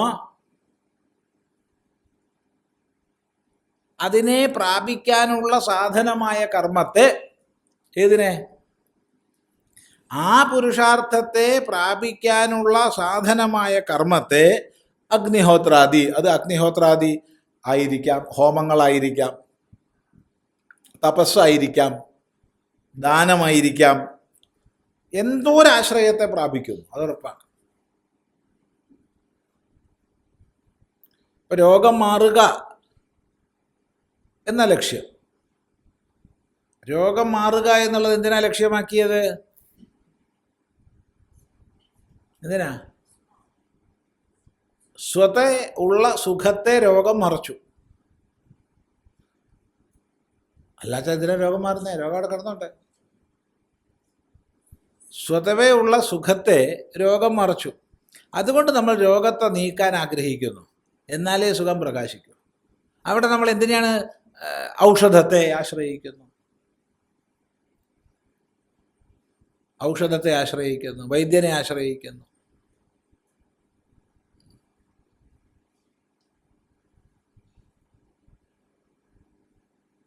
അങ്ങനെയാണ്. അപ്പോൾ ഒരു ലക്ഷ്യം നേടാൻ മറ്റൊന്നിനെയാണ് നമ്മൾ ആശ്രയിക്കുന്നത്. സ്വർഗം നേടാൻ ആഗ്രഹിക്കുന്നു, അപ്പോൾ അഗ്നിഹോത്രത്തെ ആശ്രയിച്ചു. സോമയാഗം അല്ലെങ്കിൽ അതിരാത്രം തുടങ്ങിയിട്ടുള്ളത്. സോമയാഗത്തെ ആശ്രയിച്ചു. എന്തിനാശ്രയിച്ചു? സ്വർഗം. അപ്പം ലക്ഷ്യം സ്വർഗമാണ്. അങ്ങനെ നമ്മൾ ലോകത്തിൽ എല്ലാ വ്യവഹാരങ്ങളിലും ഒരു ലക്ഷ്യം, ആ ലക്ഷ്യത്തെ പ്രാപിക്കാൻ മറ്റൊരു ആശ്രയം. ഇതാണ്, അങ്ങനെയാണ് പതിവ്. എന്നാൽ ഇവിടെ അങ്ങനെയല്ല. അയം തു യോഗി, ഈ യോഗിയാകട്ടെ മാമേവ ആശ്രയം പ്രതിപദ്യതേ, ലക്ഷ്യഭൂതനായ എന്നെ തന്നെയാണ് ആശ്രയമായിട്ടും മാനിക്കുന്നത്. അത് പൊതുവെ ഭക്തി സാധനങ്ങളിലൊക്കെ പൊതുവെ അങ്ങനെയാണ് ഇല്ലേ? ഭഗവാനെ അവിടുത്തെ രൂപം ഒന്ന് കാണിച്ചു തരണേന്ന് ആരെയാണ് ആശ്രയിക്കുന്നത്? അവിടുത്തെ തന്നെയാണ് ആശ്രയിക്കുക. അല്ലാണ്ട് പൂജാരിയനാണോ? പൂജാരി ഒന്ന് ഭഗവാന്റെ രൂപം കാണിച്ചു തരണേ. അപ്പം പൂജാരിക്ക് ഭഗവാന്റെ വിഗ്രഹം കാണിച്ചു തരാൻ പറ്റും, അത്രയേ ഉള്ളൂ. അല്ല, എന്താ അഭിപ്രായം? പൂജാരിയോട് നമ്മൾ ചോദിച്ചു ഭഗവാന്റെ രൂപം കാണിച്ചു തരണേന്ന് പറഞ്ഞാൽ പൂജാരി വരൂ, ഇത്ര രൂപ ദക്ഷിണ തരൂ, അത് ആദ്യം വെക്കണം, ഇനി ഞാൻ കാണിച്ചു തരാം, എൻ്റെ കൂടെ വരൂ എന്ന് പറഞ്ഞാൽ എന്താ കാണിച്ചു തരാ? ഭഗവാന്റെ വിഗ്രഹം കാണിച്ചു തരും. നല്ലത് തന്നെ, സന്തോഷം, തൊഴുതു, നമസ്കരിച്ചു. ഭഗവാനെ കാണിച്ചു തരാൻ പറ്റില്ല. ഭഗവാനെ കാണിച്ചു തരാൻ ഭഗവാനേ പറ്റുള്ളൂ, വേറെ ആർക്കാ പറ്റുക? തത്വം ഭൂഷന്ന പാവൃണോ, നീ ആ മറവിനെ ഒന്ന് നീക്കണേ എന്ന് അവനോടെ പ്രാർത്ഥിക്കാൻ പറ്റും.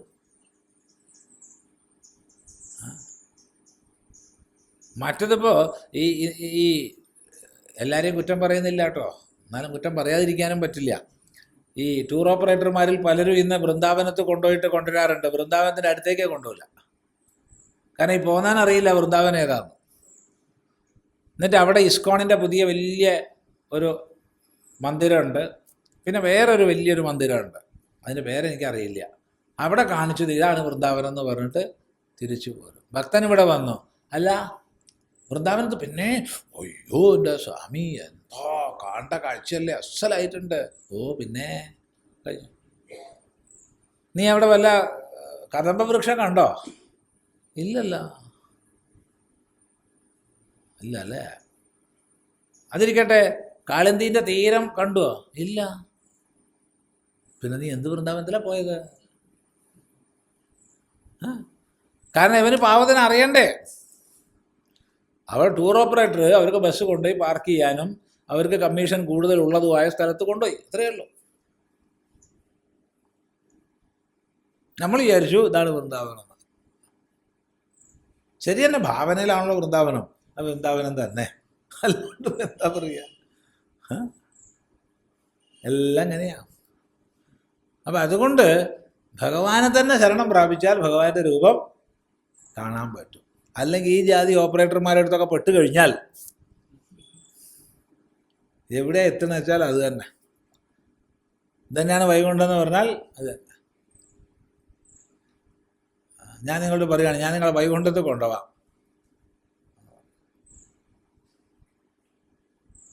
എനിക്കൊരു 50 രൂപ തന്നാൽ മതി, ഞാൻ കൊണ്ടുപോകാം ഉറപ്പായിട്ടും. എന്താണ്, ഇവിടുന്ന് അത്രയേ ഉള്ളൂ, 9 കിലോമീറ്ററേ ഉള്ളൂ. 9 ഇല്ല, ഒരു 8.5 കിലോമീറ്റർ. ബാലുശ്ശേരി എത്തണ്ട, ടൗൺ എത്തണ്ട, അതിന് മുമ്പ് വൈകുണ്ഠമുണ്ട്. അതപ്പോൾ ആർക്കെങ്കിലും തൃപ്തി അയിലാച്ചാൽ ഒരു 100 രൂപ തന്നാൽ ഞാൻ ശരിയായ വൈകുണ്ഠത്ത് കൊണ്ടുപോകാം, ശ്രീവൈകുണ്ഠം. അത് രാമനാട്ടുകര കഴിഞ്ഞ് കൊണ്ടോട്ടി എത്തുന്നതിന് മുമ്പാണ്. ഇപ്പം അതിൻ്റെ പേര് മാറ്റിയിട്ടുണ്ട്, സിയാങ്കണ്ടം എന്നാക്കിയിട്ടുണ്ട്. എന്തൊരു ആസൂത്രിതമായ നീക്കാൻ നോക്കും. പണ്ട് ശ്രീവൈകുണ്ഠം എന്നായിരുന്നു, പിന്നെ അത് ബസ്സിലെ ക്ലീനർമാരൊക്കെ പറഞ്ഞ് സിയാങ്കണ്ടം സിയാങ്കണ്ടം സിയാങ്കണ്ടം തോന്നി. ഇപ്പോൾ ഗവൺമെൻറ് അംഗീകൃത ബോർഡ് സിയാങ്കണ്ടം എന്നാണ്. അപ്പോൾ ഗവൺമെൻറ് അംഗീകൃത ബോർഡ് വെക്കാൻ ആദ്യം സമൂഹത്തെ കൊണ്ട് പേര് മാറ്റിപ്പിച്ചു. ആരും എതിർത്തില്ല.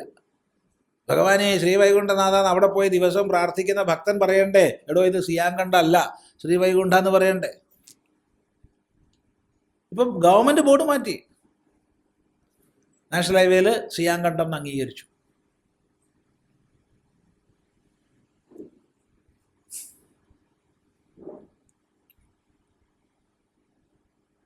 നമ്മളപ്പോഴും ചിരിച്ചുകൊണ്ടിരിക്കും.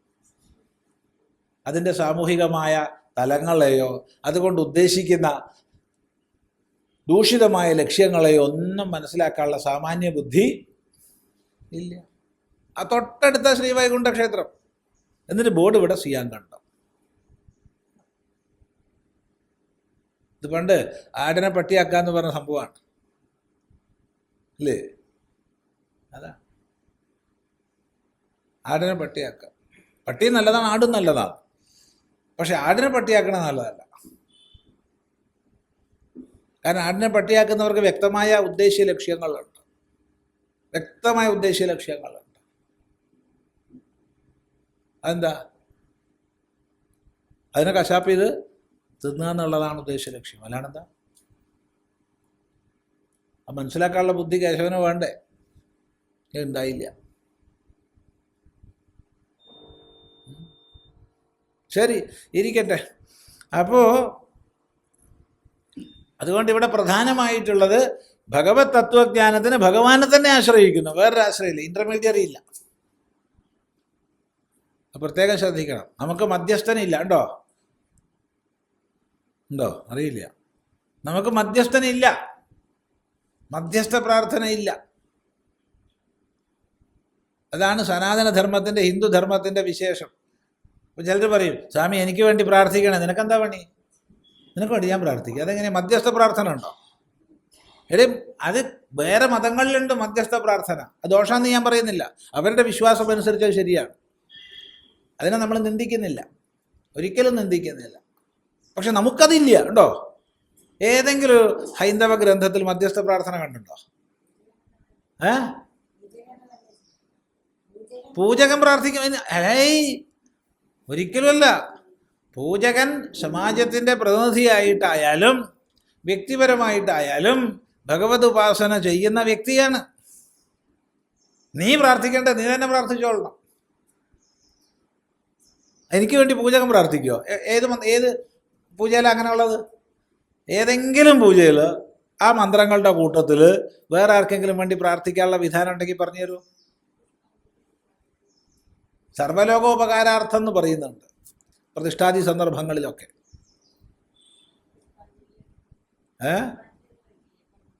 പുഷ്പാഞ്ജലിയിൽ അതൊക്കെ ഉണ്ട്. അതിപ്പോൾ ഇവിടുന്ന് 56B 75 22 ഉടനെ അത് ചൊല്ലുന്ന അമ്പലമുണ്ട്, ഞാൻ കേട്ടിട്ടുണ്ട്.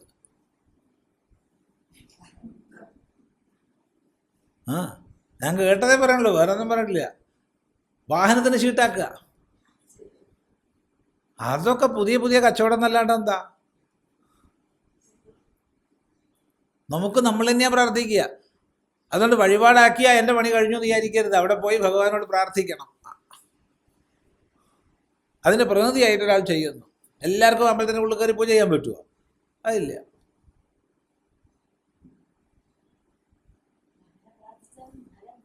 ഫലം ഉണ്ടാവും. ഫലമില്ലാണ്ടോ? എന്നാൽ പിന്നെ ഒന്നും ചെയ്യാണ്ടിരുന്നാലും ഫലം ഉണ്ടാവില്ലേ? ഇത്രയ്ക്ക് മടിയാണെങ്കിൽ ഇതൊന്നും ഇല്ലാണ്ടും ഫലം ഉണ്ടാവും. അപ്പം ഇവിടെ ആശ്രയിക്കുന്നതും അവനെ തന്നെ. മധ്യസ്ഥ ഒന്നുമില്ല, യാതൊരു മധ്യസ്ഥ പ്രാർത്ഥനയില്ല. മധ്യസ്ഥ പ്രാർത്ഥന തെറ്റാന്ന് ഞാൻ പറഞ്ഞിട്ടില്ല കേട്ടോ. അത് വിശ്വസിക്കുന്ന മതങ്ങളുണ്ട്. വിശുദ്ധ അന്തോണിയാസേ എനിക്ക് വേണ്ടി പ്രാർത്ഥിക്കണേ, അല്ലേ? അതുണ്ട്. നല്ലതാണത്, ഒരു വിരോധന. അത് ആ വിശ്വാസം ശരിയാണ്. പക്ഷെ ഇവിടെ അതില്ല. ഇവിടെ മധ്യസ്ഥ പ്രാർത്ഥനയില്ല. ഇവിടെ പുരോഹിതൻ കർമ്മം ചെയ്തു കൊടുക്കുന്നവനാണ്, ഒരാൾക്ക് വേണ്ടി കർമ്മം ചെയ്തു കൊടുക്കുന്നവനാണ്. ആ പുരോഹിതൻ ആർക്ക് വേണ്ടി കർമ്മം ചെയ്യുന്നുവോ അവനെ മുമ്പിലിരുത്തി അവൻ്റെ സങ്കല്പങ്ങൾ ആദ്യം അവനെ കൊണ്ട് ചെയ്യിപ്പിക്കും. അത് പ്രത്യേകം ശ്രദ്ധിക്കേണ്ടതാണ്. ഇന്ന ദേശത്ത്, ഇന്ന കാലത്ത്, ഇന്ന ഗോത്രത്തിൽ പിറന്ന ഞാൻ ഇന്നത് ചെയ്യുന്നു എന്നും പറഞ്ഞിട്ട് യവനെ കൊണ്ട് സങ്കല്പം ചെയ്യിപ്പിച്ചിട്ടാണ് പുരോഹിതൻ കർമ്മം ചെയ്യുന്നത്. അല്ലാണ്ട് കണ്ടിട്ടുണ്ടോ?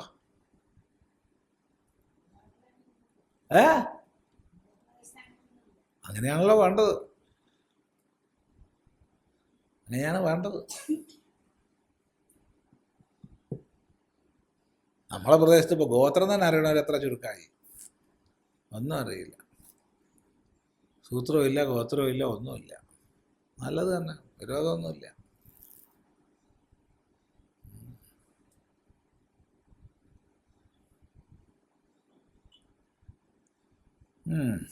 ശരി. അപ്പം ഇവിടെ ലക്ഷ്യവും ആശ്രയവും ഒന്ന് തന്നെ. അത് പറയാനാകുമ്പോൾ അത്രയും പറഞ്ഞേ. മാമേവാശ്രയം പ്രതിപദ്യത ഹിത്വ അന്യസാധന. അവിടെ വലിയൊരു വിശേഷമുണ്ട്. ഭഗവാന് തന്നെ ആശ്രയമായി സ്വീകരിക്കുക എന്ന് പറയുമ്പോൾ എളുപ്പമുള്ള പരിപാടിയല്ല. കാരണം ഹിത്വ അന്യത് സാധനാന്തരം, മറ്റെല്ലാ സാധനാന്തരങ്ങളെയും ഉപേക്ഷിച്ചിട്ട്, മറ്റ് സാധനാന്തരങ്ങളോട് കൂടിയാണെങ്കിൽ ഭഗവാനെ മാത്രം എന്ന് പറയാൻ പറ്റില്ല, ഭഗവാനെയും എന്നേ പറയാൻ പറ്റൂ. ഭഗവാനെയും ആശ്രയിച്ചിട്ട് എനിക്ക് വേറെ കുറെ ആശ്രയമുണ്ട്, കൂട്ടത്തിൽ നീയും. എന്താ ഇല്ലേ? എനിക്ക് മരുന്നാശ്രയമുണ്ട്, വൈദ്യരാശ്രയമുണ്ട്, പലരും ആശ്രയമുണ്ട്, കൂട്ടത്തിൽ ഭഗവാനെ നെയ്യും ആശ്രയം. അതാണ് ബുദ്ധി. ഒരാൾ കൈവിട്ടാലും മറ്റേയാൾ പിടിക്കുമല്ലോ.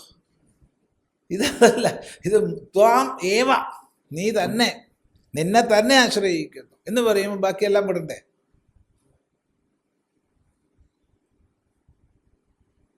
അതെ, ഭഗവാനെ നീ മാത്രമേ ഗതിയുള്ളൂ എന്ന് പ്രാർത്ഥിക്കുകയാണ്. അപ്പോൾ പ്രാർത്ഥിക്കുമ്പോഴാണ് ഞാൻ കുട്ടീനെ അപ്പുറത്ത് നിർത്തിയിട്ടുണ്ടല്ലോ, നീ ബാക്കി പിന്നെ പ്രാർത്ഥിക്കുക, ഭഗവാനെ ഞാൻ കുട്ടീനൊന്ന് പോയി നോക്കി വരട്ടെ, ആരെങ്കിലും പിടിച്ചു കൊണ്ടുപോയി, ഭിക്ഷാടന മാഫിയാറ്റ പിടിച്ചു കൊണ്ടുപോയാൽ പ്രശ്നമാവും. അതെ, ഉടനെ വന്നു, കുട്ടി സുരക്ഷിതയാന്ന് കണ്ടു, വീണ്ടും പോയി. നേരത്തെ ബാക്കി എന്തേലും ഭഗവാൻ. അല്ലെങ്കിൽ അപ്പുറത്ത് പതി വേറെ ഉണ്ട്, പത്നി വേറെ ഉണ്ട്, അതുണ്ട്, ഇതുണ്ട്. അപ്പം പല സാധനങ്ങളും എനിക്കുണ്ട്, കൂട്ടത്തിൽ നെയ്യും ഉണ്ട്. അതല്ല, അതാണ് അന്യത് സാധനാന്തരം സർവം ഹിത്വ, മറ്റെല്ലാത്തിനെയും ഉപേക്ഷിച്ചിട്ട്. അത് എല്ലാവർക്കും സാധിച്ചോളണം എന്നില്ല. ഇതുവരെ ശ്രദ്ധയോടുകൂടി പഠിച്ചവരും അത് കേൾക്കുമ്പോൾ ഒന്ന് പിന്നോക്കം പോയെന്ന് വരാം. ഹിത്വ അന്യ സാധനാന്തരം സർവം, മറ്റെല്ലാ സാധനാന്തരങ്ങളെയും ഉപേക്ഷിച്ച് മയ്യേവാസക്തമനാഹ ഭവതി, എന്നിൽ തന്നെ ആസക്തമായ മനസ്സോടൊത്തവനാകുന്നു. അങ്ങനെ ആരാണോ, വ്യക്തമാണല്ലോ.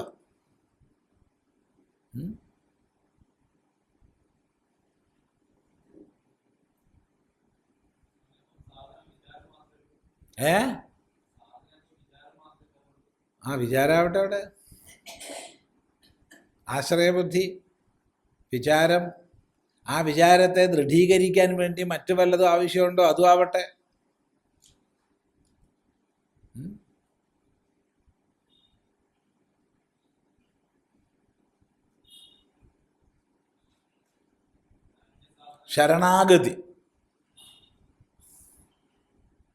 ശരണാഗതിയാണ്.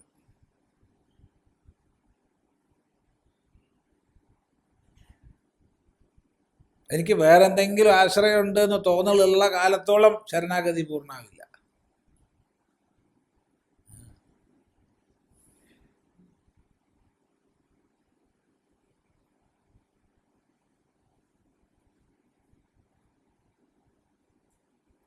അതൊരു നേരം പോക്കിന് കഥ പറഞ്ഞിട്ടുണ്ട്.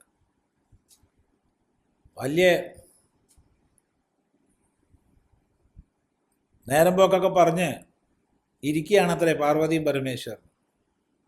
പെട്ടെന്ന് പരമേശ്വരൻ ഗൗരവത്തോടു കൂടി ഒന്ന് എന്താ ഭാവമൊക്കെ മാറി, അതിൻ്റെ ഒരു ഭക്തനെ കടുവ പിടിക്കാൻ വന്നിട്ടുണ്ടെന്നാണ്. പിന്നെ വീണ്ടും ശൃംഗാരത്തിൽ ഏർപ്പെട്ടു. എന്ത് പറ്റി, അവൻ രക്ഷിക്കാം, അവനപ്പോഴത്തേക്ക് വടിയെടുത്തിട്ടുണ്ട്, പിന്നെ ഞാൻ എന്തിനാ പോണം. അവൻ എന്നെ പ്രാർത്ഥിച്ചപ്പോഴാണ് ഞാൻ അവൻ രക്ഷിക്കാൻ ഒരുങ്ങണത്. പക്ഷെ അപ്പോഴത്തേക്ക് അവൻ സ്വന്തം വടിയെടുത്തിട്ടുണ്ട്, പിന്നെ ഞാൻ എന്തിനാ പോണം. നമുക്ക് നേരം പോക്കാവാം, ഇത്രയേ ഉള്ളൂ. ഇത് കഥയാണെന്ന് തോന്നും, പക്ഷെ ഇതാണ് വാസ്തവം. ഇതുപോലെ നമ്മൾ ഓരോരുത്തരും വാക്കുകൊണ്ട് നീ തന്നെ ആശ്രയം എന്നൊക്കെ പറഞ്ഞു വെച്ചാലും നമുക്കൊക്കെ ഉറപ്പുണ്ട്, എന്ത് പെൻഷനുണ്ട്, അല്ലെങ്കിൽ ഇന്ന ആൾക്കാരെന്നെ സഹായിക്കാനുണ്ട്, ഇന്ന സ്ഥലത്ത് വളരെ സെക്യൂർ ആയിട്ടുള്ള സ്ഥിതിഗതികളുണ്ട്, ഒക്കെ നമുക്കറിയാം.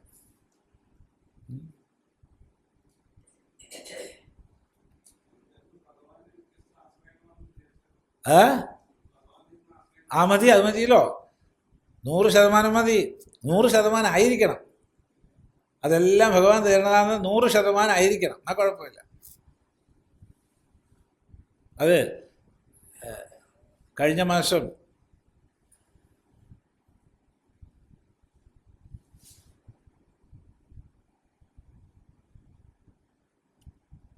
അതിന് ശേഷം നമ്മൾ ഒത്തുകൂടിയെന്നാണ് തോന്നുന്നത്. അപ്പോൾ പറഞ്ഞിട്ടുണ്ടാവും ചിലപ്പോൾ.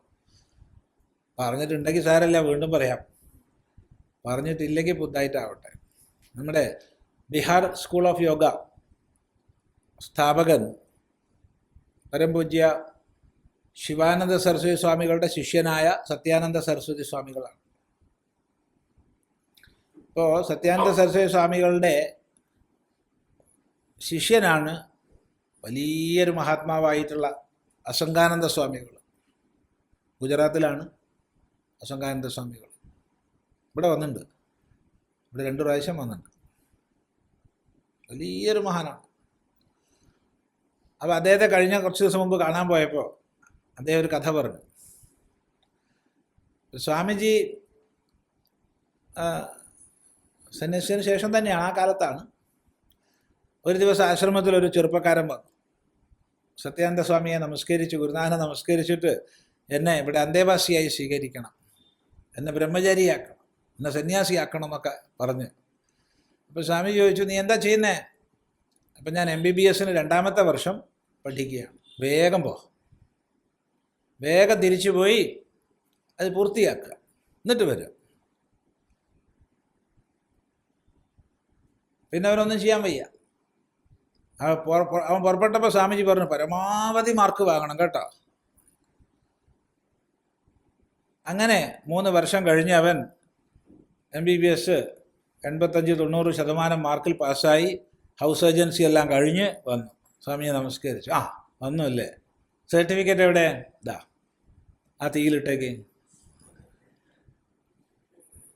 ഒരു 10 കഷ്ണമായി മുറുക്കി, അവനൊരു 20 കഷ്ണമായി മുറിച്ചു. പോരെ, ഇനി ആ തീയിലിട്ടേക്ക്. തീയിലിട്ട് അപ്പം തന്നെ വെള്ള വസ്ത്രവും കൊടുത്തു.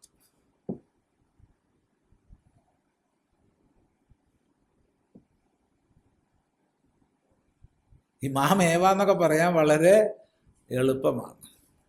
എന്നെ തന്നെ ശരണം പ്രാപിക്കുക എന്നൊക്കെ പറയാൻ വളരെ എളുപ്പമാണ്. കാരണം പറയുമ്പോഴും നമുക്കറിയാം വേറെ കുറേ ശരണമുണ്ട്.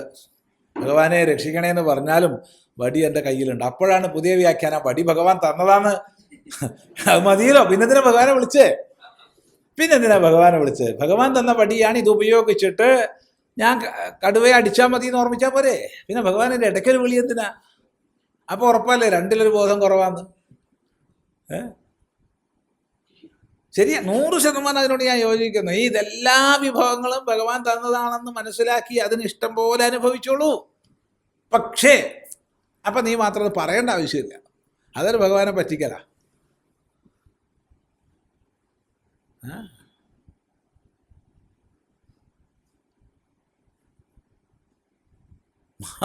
മാം ഏവ, എന്നെ തന്നെ, അന്യസാധനാന്തരം സർവം ഹിത്വ, മറ്റെല്ലാ സാധനാന്തരങ്ങളെയും ഹിത്വ ഉപേക്ഷിച്ചിട്ട്, മൈ ഏവ ആസക്തമനാഹ ഭവതി, എന്നിൽ തന്നെ ആസക്തമനസായവനായിട്ട്, യഹത്വം ഏവം ഭൂതഃ, നീ ഇങ്ങനെയുള്ളവനായിട്ട്.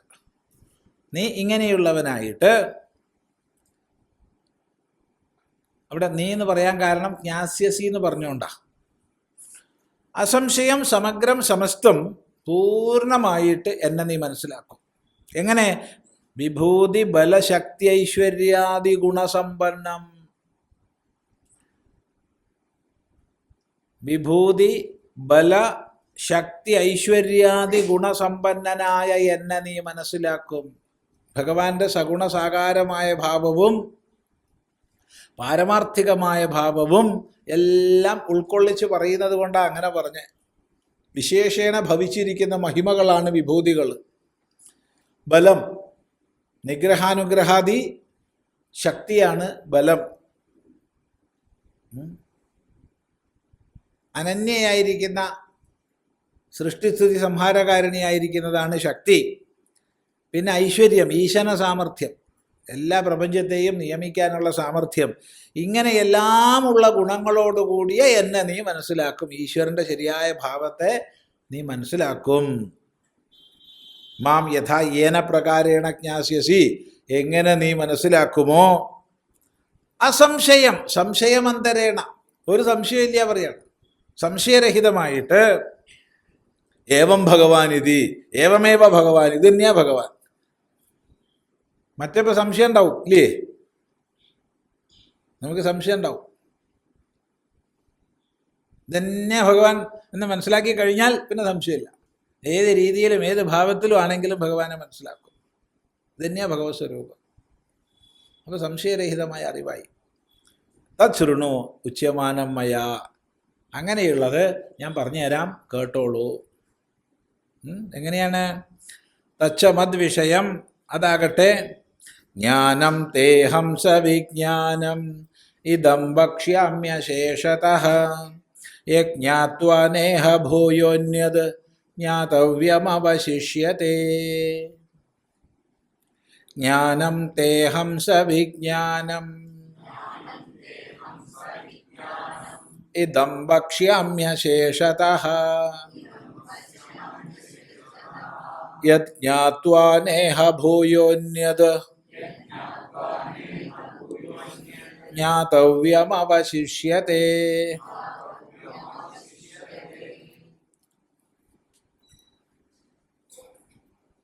തേ നിനക്ക്, ജ്ഞാനം ജ്ഞാനത്തെ, എങ്ങനെയുള്ള ജ്ഞാനത്തെ? സവിജ്ഞാനം, വിജ്ഞാനസഹിതമായ ജ്ഞാനത്തെ, വിജ്ഞാനത്തോടൊത്ത ജ്ഞാനത്തെ, അശേഷതഃ വക്ഷ്യാമി, പൂർണ്ണമായിട്ട് പറഞ്ഞുതരാം, ഒന്നും ബാക്കി വെക്കില്ല കേട്ടോ, പൂർണ്ണമായിട്ട് പറഞ്ഞുതരാം. ഈ അശേഷതഃ വക്ഷ്യാമി എന്നുള്ളത് വല്ലാത്തൊരു പ്രയോഗ ഇല്ലേ? പൂർണ്ണമായിട്ട് പറഞ്ഞുതരാം എന്ന് പറയുമ്പോൾ അത് ശിഷ്യന് വലിയൊരു സമാധാനം ഉണ്ടാക്കുന്ന ഒരു വാക്കാ, അശേഷതഃ വക്ഷ്യാമി. ഈ അശേഷതഃ പൂർണ്ണമായിട്ട് പറയുക വേദാന്തത്തിൽ മാത്രമേ ഉള്ളൂ, വേറെ എവിടെയില്ല. മറ്റെല്ലായിടത്തും കുറച്ച് മാറ്റി വയ്ക്കും, ഇല്ല? ഉണ്ടാവും, മറ്റെല്ലായിടത്തും കുറച്ച് മാറ്റി വയ്ക്കും. കാരണം അവിടെ ഏറ്റവും, എന്ത് തന്നെ ആയാലും നിന്നേക്കാൾ മികച്ച് ഞാനിരിക്കണം. അപ്പം നിനക്കറിയാത്ത കുറച്ച് വിദ്യ ഞാൻ മാറ്റി വയ്ക്കും. എന്നാൽ വേദാന്തത്തിൽ അതില്ല. അവിടെ ഗുരുശിഷ്യാദി ഭേദങ്ങൾ അസ്തമിക്കും, എല്ലാ ഭേദവും അസ്തമിക്കും. അതുകൊണ്ട് അശേഷതഃ. ആ ആ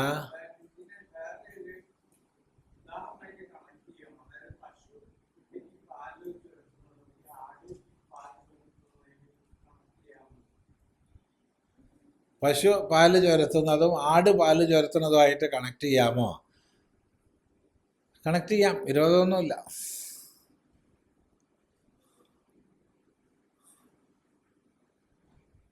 പക്ഷെ എല്ലായിടും ഇപ്പം അങ്ങനെയാണോ?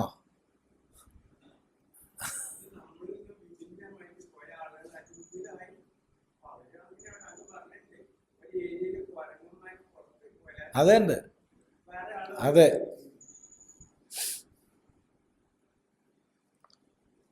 എന്തായാലും പശു പാല് ചുരത്തൽ പരിപൂർണമായി ഭേദമില്ലാതെ കുഞ്ഞിന് വേണ്ടി ചുരത്തുന്നുണ്ട്. ആടും ചുരത്തുന്നുണ്ട്, പക്ഷെ വ്യത്യാസമുണ്ട് ആടിൻ്റെ ചുരത്തലും പശുവിൻ്റെ ചുരത്തലും. ആട് പൂർണ്ണമായി ചുരത്തുന്നില്ല, അത് വേറെ വിദ്യകളെ പോലെയാണ്.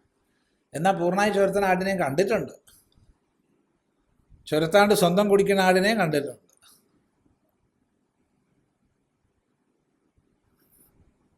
ആടിന് അസലായിട്ട് കുടിക്കാൻ പറ്റും, പശുവിന് ഒരിക്കലും കുടിക്കാൻ പറ്റില്ല.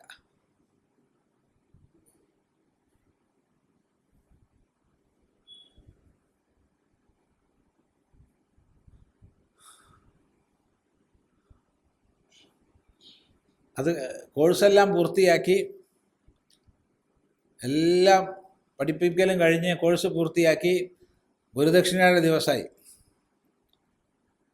ആരാ ഗുരു?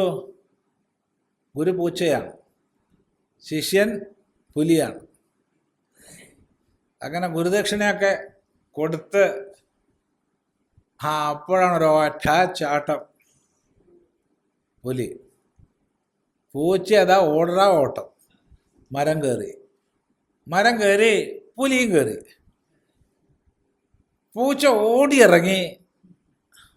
എടാ കള്ള, നീ എനിക്കിത് പഠിപ്പിച്ചു തന്നിട്ടില്ലല്ലോ.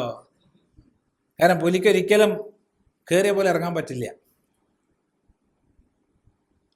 പൂച്ച മുഖം മുകളിലേക്കാക്കി കയറും, മുഖം താഴേക്കാക്കി ഇറങ്ങും. പുലിക്കൊരിക്കലും മുഖം താഴേക്കാക്കി മരം ഇറങ്ങാൻ പറ്റില്ല. അതെങ്ങനെ കയറി അങ്ങനെ ലൂസാക്കി വിട്ട് ഇറങ്ങാനേ പറ്റുള്ളൂ. തല മുകളിലായിരിക്കും എപ്പോഴും. അപ്പോഴത്തെ പൂച്ച എത്തേണ്ട അടുത്ത് എത്തും. നീ ഇത് പഠിപ്പിച്ചു തന്നില്ലടാ, എന്നിട്ട് ദക്ഷിണ വാങ്ങാൻ തയ്യാറായല്ലോ. ഇതുകൂടി പഠിപ്പിച്ചാൽ നീ എന്നെ കൊല്ലുന്ന എനിക്ക് ഉറപ്പല്ലേ. അത്ര വിഡ്ഢിയാണോ ഞാൻ? അതുകൊണ്ട് ഗുരുനാഥൻ എപ്പോഴും കുറച്ച് വിദ്യ മാറ്റി വയ്ക്കും. അത്യാവശ്യം ശിഷ്യനിൽ നിന്ന് രക്ഷപ്പെടാനുള്ള വിദ്യയെങ്കിലും ഗുരു മാറ്റി വയ്ക്കും. എന്നാൽ വേദാന്തത്തിൽ അതില്ല. വേദാന്തത്തിൽ നൈവ ഗുരു നൈവ ശിഷ്യ. അവിടെ ഗുരു ശിഷ്യാദി ഭേദം പോലും ഇല്ലാതാകുന്ന പരമമായ ഏകത്വത്തിൻ്റെ തലമാണ്. അതുകൊണ്ട് അശേഷത പൂർണ്ണമായിട്ട് ഞാൻ പറഞ്ഞുതരാം. എന്താ പറഞ്ഞുതരാൻ പോണത്? വിജ്ഞാനസഹിതമായ ജ്ഞാനം ഗുരു ശാസ്ത്രങ്ങളിലൂടെ നേടുന്ന അറിവ്. അത് സ്വാനുഭവമാകുമ്പോൾ, സംശയരഹിതമാകുമ്പോൾ, സാക്ഷാത്കാരമാകുമ്പോൾ അതിന് പറയുന്ന പേരാണ് വിജ്ഞാനം.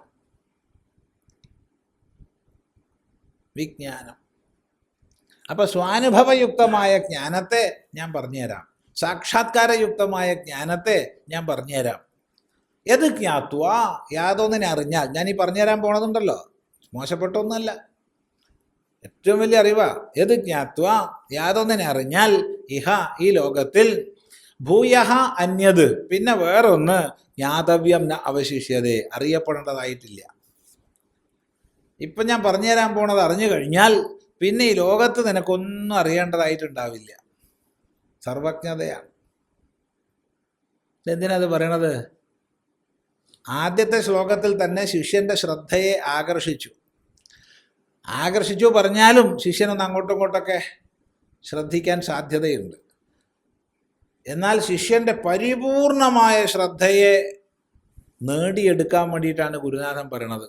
എടോ, ഞാനീ പറഞ്ഞു തരുന്നത് മനസ്സിലാക്കിയാലുണ്ടല്ലോ, പിന്നെ നിനക്ക് ഇനി ഒന്നും അറിയേണ്ടതായിട്ട് ഇല്ല.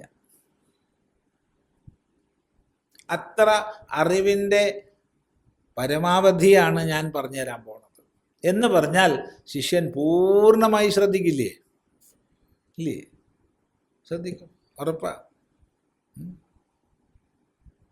യാതൊരു സംശയവുമില്ല. അങ്ങനെ ശിഷ്യൻ്റെ ശ്രദ്ധയെ വളരെയധികം ആകർഷിക്കാൻ വേണ്ടിയിട്ടാണ് ഈ വാക്ക് പറയണത്.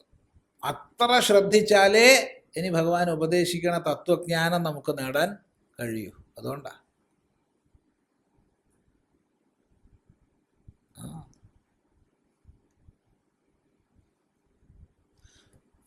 ശരി ഭഗവാൻ, അങ്ങ് പറഞ്ഞോളൂ. ഇതാർക്കൊക്കെ അറിയത്, കുറേ പേർക്ക് അറിയത്. ഇത് ലോകത്തിൽ എല്ലാവർക്കും അറിയണോ? ഞാൻ നിനക്ക് പറഞ്ഞുതരാൻ പോണ അറിവ് ലോകത്തിൽ അധികം ആൾക്കാർക്കും അറിയണത് തന്നെയാ എന്ന് പറഞ്ഞാലോ? എന്നാലോചിച്ച് നോക്കൂ. ഇത്രയും കഷ്ടപ്പെട്ട് ശ്രദ്ധിച്ച് എന്നാ ഭഗവാൻ ഇപ്പം പറഞ്ഞു തരുമെന്ന് വിചാരിച്ച് ഇങ്ങനെ കേൾക്കുമ്പോഴാണ് പറഞ്ഞു, ഞാൻ നിനക്ക് ഉപദേശിക്കാൻ പോണ അറിവ് അധികം ആൾക്കാർക്കും അറിയണത് തന്നെയാണ് എന്ന് പറഞ്ഞാൽ പിന്നെ നമ്മൾ എന്നാൽ എനിക്ക് വേറെ പണിയുണ്ട്, ഞാൻ ഓട്ടേ പറയില്ലേ? ഇല്ല. കാരണം എല്ലാവർക്കും അറിയണ വിഷയം ചിലപ്പോൾ നിൻ്റെ അടുത്ത് പറയേണ്ട ആവശ്യമുണ്ടോ? നിൻ്റെ അടുത്ത് നിന്ന് പ്രത്യേകമായി കിട്ടാനുള്ളതാണെങ്കിലല്ലേ നിൻ്റെ അടുത്ത് പഠിക്കണ്ടോ? അല്ല, അതൊരു വലിയ വിഷയമാണ്. അതുകൊണ്ട് ഭഗവാൻ പറയാണ്, മനുഷ്യാണാം സഹസ്രേഷു കശ്ചിത് യതതി സിദ്ധയേ യതതാമപി സിദ്ധാനാം കശ്ചിന്മാം വേത്തി തത്വതഃ. മനുഷ്യാണാം സഹസ്രേഷു കശ്ചിത് യതതി സിദ്ധയേ യതതാമപി സിദ്ധാനാം കശ്ചിന്മാം വേത്തി തത്വതഃ. ഹേ അർജുന, ഇതൊട്ടും സുലഭമല്ല, ഇതൊട്ടും സുലഭമല്ല. അങ്ങനെ മനസ്സിലായി കഴിഞ്ഞാൽ എന്നാൽ പിന്നെ വളരെ ശ്രദ്ധിക്കും. കാരണം എന്താ വെച്ചാൽ ഇത് എല്ലാവർക്കും അറിയണ വിദ്യ അല്ല. മനുഷ്യാണാം സഹസ്രേഷു, ആയിരക്കണക്കിന് മനുഷ്യന്മാരുടെ കൂട്ടത്തിൽ കശ്ചിത്, ഏതോ ഒരാള് സിദ്ധയെ യതതി, സിദ്ധിക്കായിക്കൊണ്ട് പരിശ്രമിക്കുന്നു. മനുഷ്യന്മാരുടെ കൂട്ടത്തിൽ ഏതോ ഒരാള്, അനേകായിരം പേരിൽ ഒരാൾ, അത്രയേ ഉള്ളൂ. 1000 മനുഷ്യന്മാരുണ്ടെങ്കിൽ അതിലൊരാളാണ് ജ്ഞാനസിദ്ധിക്കായിക്കൊണ്ട് പരിശ്രമിക്കുന്നത്. ബാക്കിയുള്ളവരൊക്കെ വേറെ പലതിൻ്റെ പിന്നാലെയാണ്. അവർക്ക് ജ്ഞാനമൊന്നും വേണ്ട. അത് കേൾക്കണത് തന്നെ ഒരു തരം പുച്ഛമൊക്കെ ആയിരിക്കും. കുറേ വിവരമില്ലാത്ത കുറേ എണ്ണം എന്താ പറയേണ്ടത്, വേദാന്തം പഠിക്കുക എന്നൊക്കെ പറഞ്ഞ് പോകണമെന്നായിരിക്കും അവർ മനസ്സിൽ വിചാരിക്കുക. കാരണം അവരെ സംബന്ധിച്ച് പ്രസക്തം, അതിനെ കുറ്റം പറയാൻ പറ്റില്ല, അവരെ സംബന്ധിച്ച് പ്രസക്തമല്ല. അപ്പോൾ ആയിരക്കണക്കിന് മനുഷ്യന്മാരിൽ ഒരാളെ ഉണ്ടാവുള്ളൂ ജ്ഞാനസിദ്ധിക്കായി പരിശ്രമിക്കുന്ന ആൾ. അങ്ങനെ പരിശ്രമിക്കുന്ന സിദ്ധന്മാരിൽ, ശ്രദ്ധിക്കണേ, അങ്ങനെ പരിശ്രമിക്കുന്ന സാധകന്മാരിൽ എന്നല്ല പറഞ്ഞത്, അങ്ങനെ പരിശ്രമിക്കുന്ന സിദ്ധന്മാരിൽ ആയിരക്കണക്കിന് ഒരാളെ എന്നെ അറിയുള്ളൂ. അപ്പോൾ ഭഗവാൻ അവിടെ തെറ്റി പ്രയോഗിച്ചോ സിദ്ധൻ എന്നുള്ള വാക്ക്? ഈ ഒരു ജ്ഞാനസാധകനാവുക എന്ന് പറഞ്ഞാൽ തന്നെ ഒരു സിദ്ധിയാണെന്നാണ് പറയണത്. അനേക ജന്മജന്മാന്തരങ്ങളിൽ ചെയ്ത പുണ്യസഞ്ചയത്തിൻ്റെ ഫലമായി മാത്രമേ ഒരാൾക്ക് ജിജ്ഞാസ പോലും ഉണ്ടാവൂ. അപ്പോൾ അതൊരു സിദ്ധിയല്ലേ? അതെ.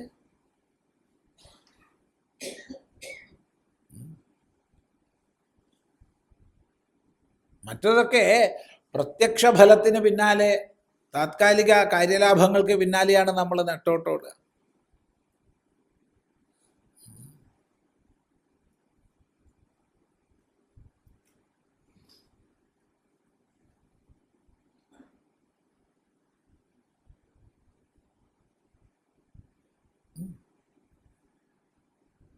അപ്പം അതുകൊണ്ട് ജ്ഞാനസിദ്ധി ലക്ഷ്യമാക്കി ജീവിക്കുക എന്ന് പറഞ്ഞാൽ തന്നെ അതൊരു സിദ്ധിയാണ്. അങ്ങനെയുള്ള സിദ്ധന്മാരിൽ അനേകായിരം പേരിൽ ഏതോ ഒരാളാണ് വാസ്തവത്തിൽ എന്നെ അറിയുന്നത് എന്ന് പറയുമ്പോൾ ഒരു 10 ലക്ഷം പേരിൽ ഒരാൾ അല്ലേ, അത് അന്നത്തെ ഒരു കണക്കിന് പറഞ്ഞതാവും. അപ്പോൾ നമുക്കൊരു 10 കൊണ്ടും കൂടി ഗുണിക്കാം. 1 കോടിയിൽ ഒരാളൊക്കെ ഉണ്ടാവുള്ളൂ എന്നെ അറിയുന്നതായിട്ട്. അത്രയും ദുർലഭമായിരിക്കുന്ന ജ്ഞാനം ഞാൻ നേർക്ക് പറഞ്ഞു തരിക എന്ന് പറഞ്ഞാൽ എന്തൊരു ഭാഗ്യം അത്, എന്നാലോചിച്ച് നോക്കൂ. അതുകൊണ്ട് നീ നല്ലോണം ശ്രദ്ധിച്ചോളൂ അർജുന എന്നർത്ഥം. കാരണം ഭഗവത് സ്വരൂപം അറിയുന്നവർ അനേക കോടിയിൽ ഒന്നേ ഉണ്ടാവുള്ളൂ. അപ്പോൾ ഭഗവാൻ തന്നെ സ്വയം സ്വരൂപം പറയാച്ചാലോ. അപ്പോൾ എത്രമാത്രം അർജുനൻ ശ്രദ്ധിക്കണം. ഇങ്ങനെ സാധകൻ്റെ ശ്രദ്ധയെ ആകർഷിക്കാനാണ് ഈ ആദ്യത്തെ 3 ശ്ലോകങ്ങൾ. ഈ 3 ശ്ലോകങ്ങളിലൂടെ ശ്രദ്ധയെ ആകർഷിച്ചിട്ടാണ് 4-ാമത്തെ ശ്ലോകം ഉപദേശിക്കുന്നത്. 2, 3 ഭാഷ്യം, അടുത്ത പ്രാവശ്യം 4. ശരി, സന്തോഷം.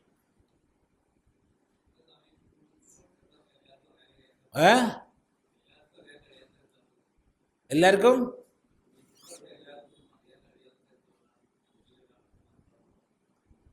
എന്താ അറിയാൻ കഴിയാത്തതെന്നോ? എന്തറിയാനാ അപ്പം പോണത്?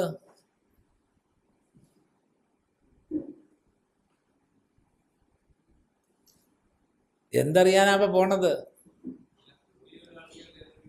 അതെ, ഒരേ ഒരാളെന്നല്ല, അതീവ ദുർലഭം, അനേക കോടിയിലൊരാളെന്നാ പറഞ്ഞത്. ബാക്കി നമ്മളിപ്പോൾ എന്താ ഉണ്ടാവുന്നത്? ബാക്കിയുള്ളവരൊക്കെ വഴിയിലുള്ള പൂക്കളും കായ്ക്കളും പഴങ്ങളും അല്ലേ,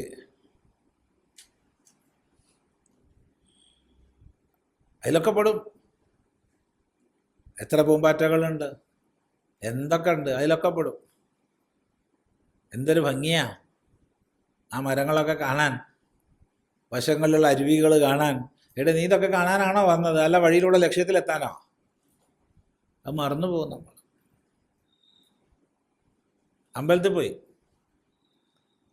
അവിടെ യഥാക്രമം ഗോപുരസ്ഥാനം കടന്ന് നാലമ്പലത്തിനകത്തേക്ക് കടന്നു. എന്തിനാ പോയത്? ഭഗവാനെ ദർശിക്കാനാ. പോയി നോക്കിയപ്പോൾ എന്തൊക്കെ ചിത്രങ്ങളും എന്തൊക്കെ ശില്പങ്ങളും. ആയ്, എന്ത് ഭംഗിയാ കാണാൻ. ഓരോന്നിങ്ങനെ നോക്കി നോക്കി നിൽക്കുകയായി. ശ്ലീലമുണ്ട്, അശ്ലീലമുണ്ട്, ധർമ്മമുണ്ട്, അർത്ഥമുണ്ട്, കാമമുണ്ട്, എല്ലാം ഉണ്ട്. എന്തൊരു ഭംഗിയാ. ഇന്ന് ഒക്കെ നോക്കി, അമ്പലം പൂട്ടണ വരെ നോക്കി. ഇനിയിപ്പോൾ നാളെ വന്ന് ബാക്കി നോക്കാം. എന്തിനാ പോയത്? ഇതാപ്പം ഉണ്ടാവണത്. അതുകൊണ്ട് തന്നെ, വേറൊന്നുമല്ല.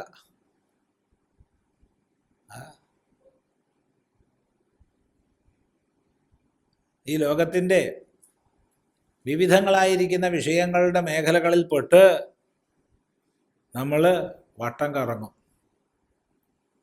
അതല്ലാതെ പോണവർ 1 കോടിയിൽ 1 ഉണ്ടാവുള്ളൂ. തൻ്റെ ലക്ഷ്യം വിസ്മരിക്കാതെ പോകുന്നവർ. ബാക്കി പലതും ഉണ്ടാവും.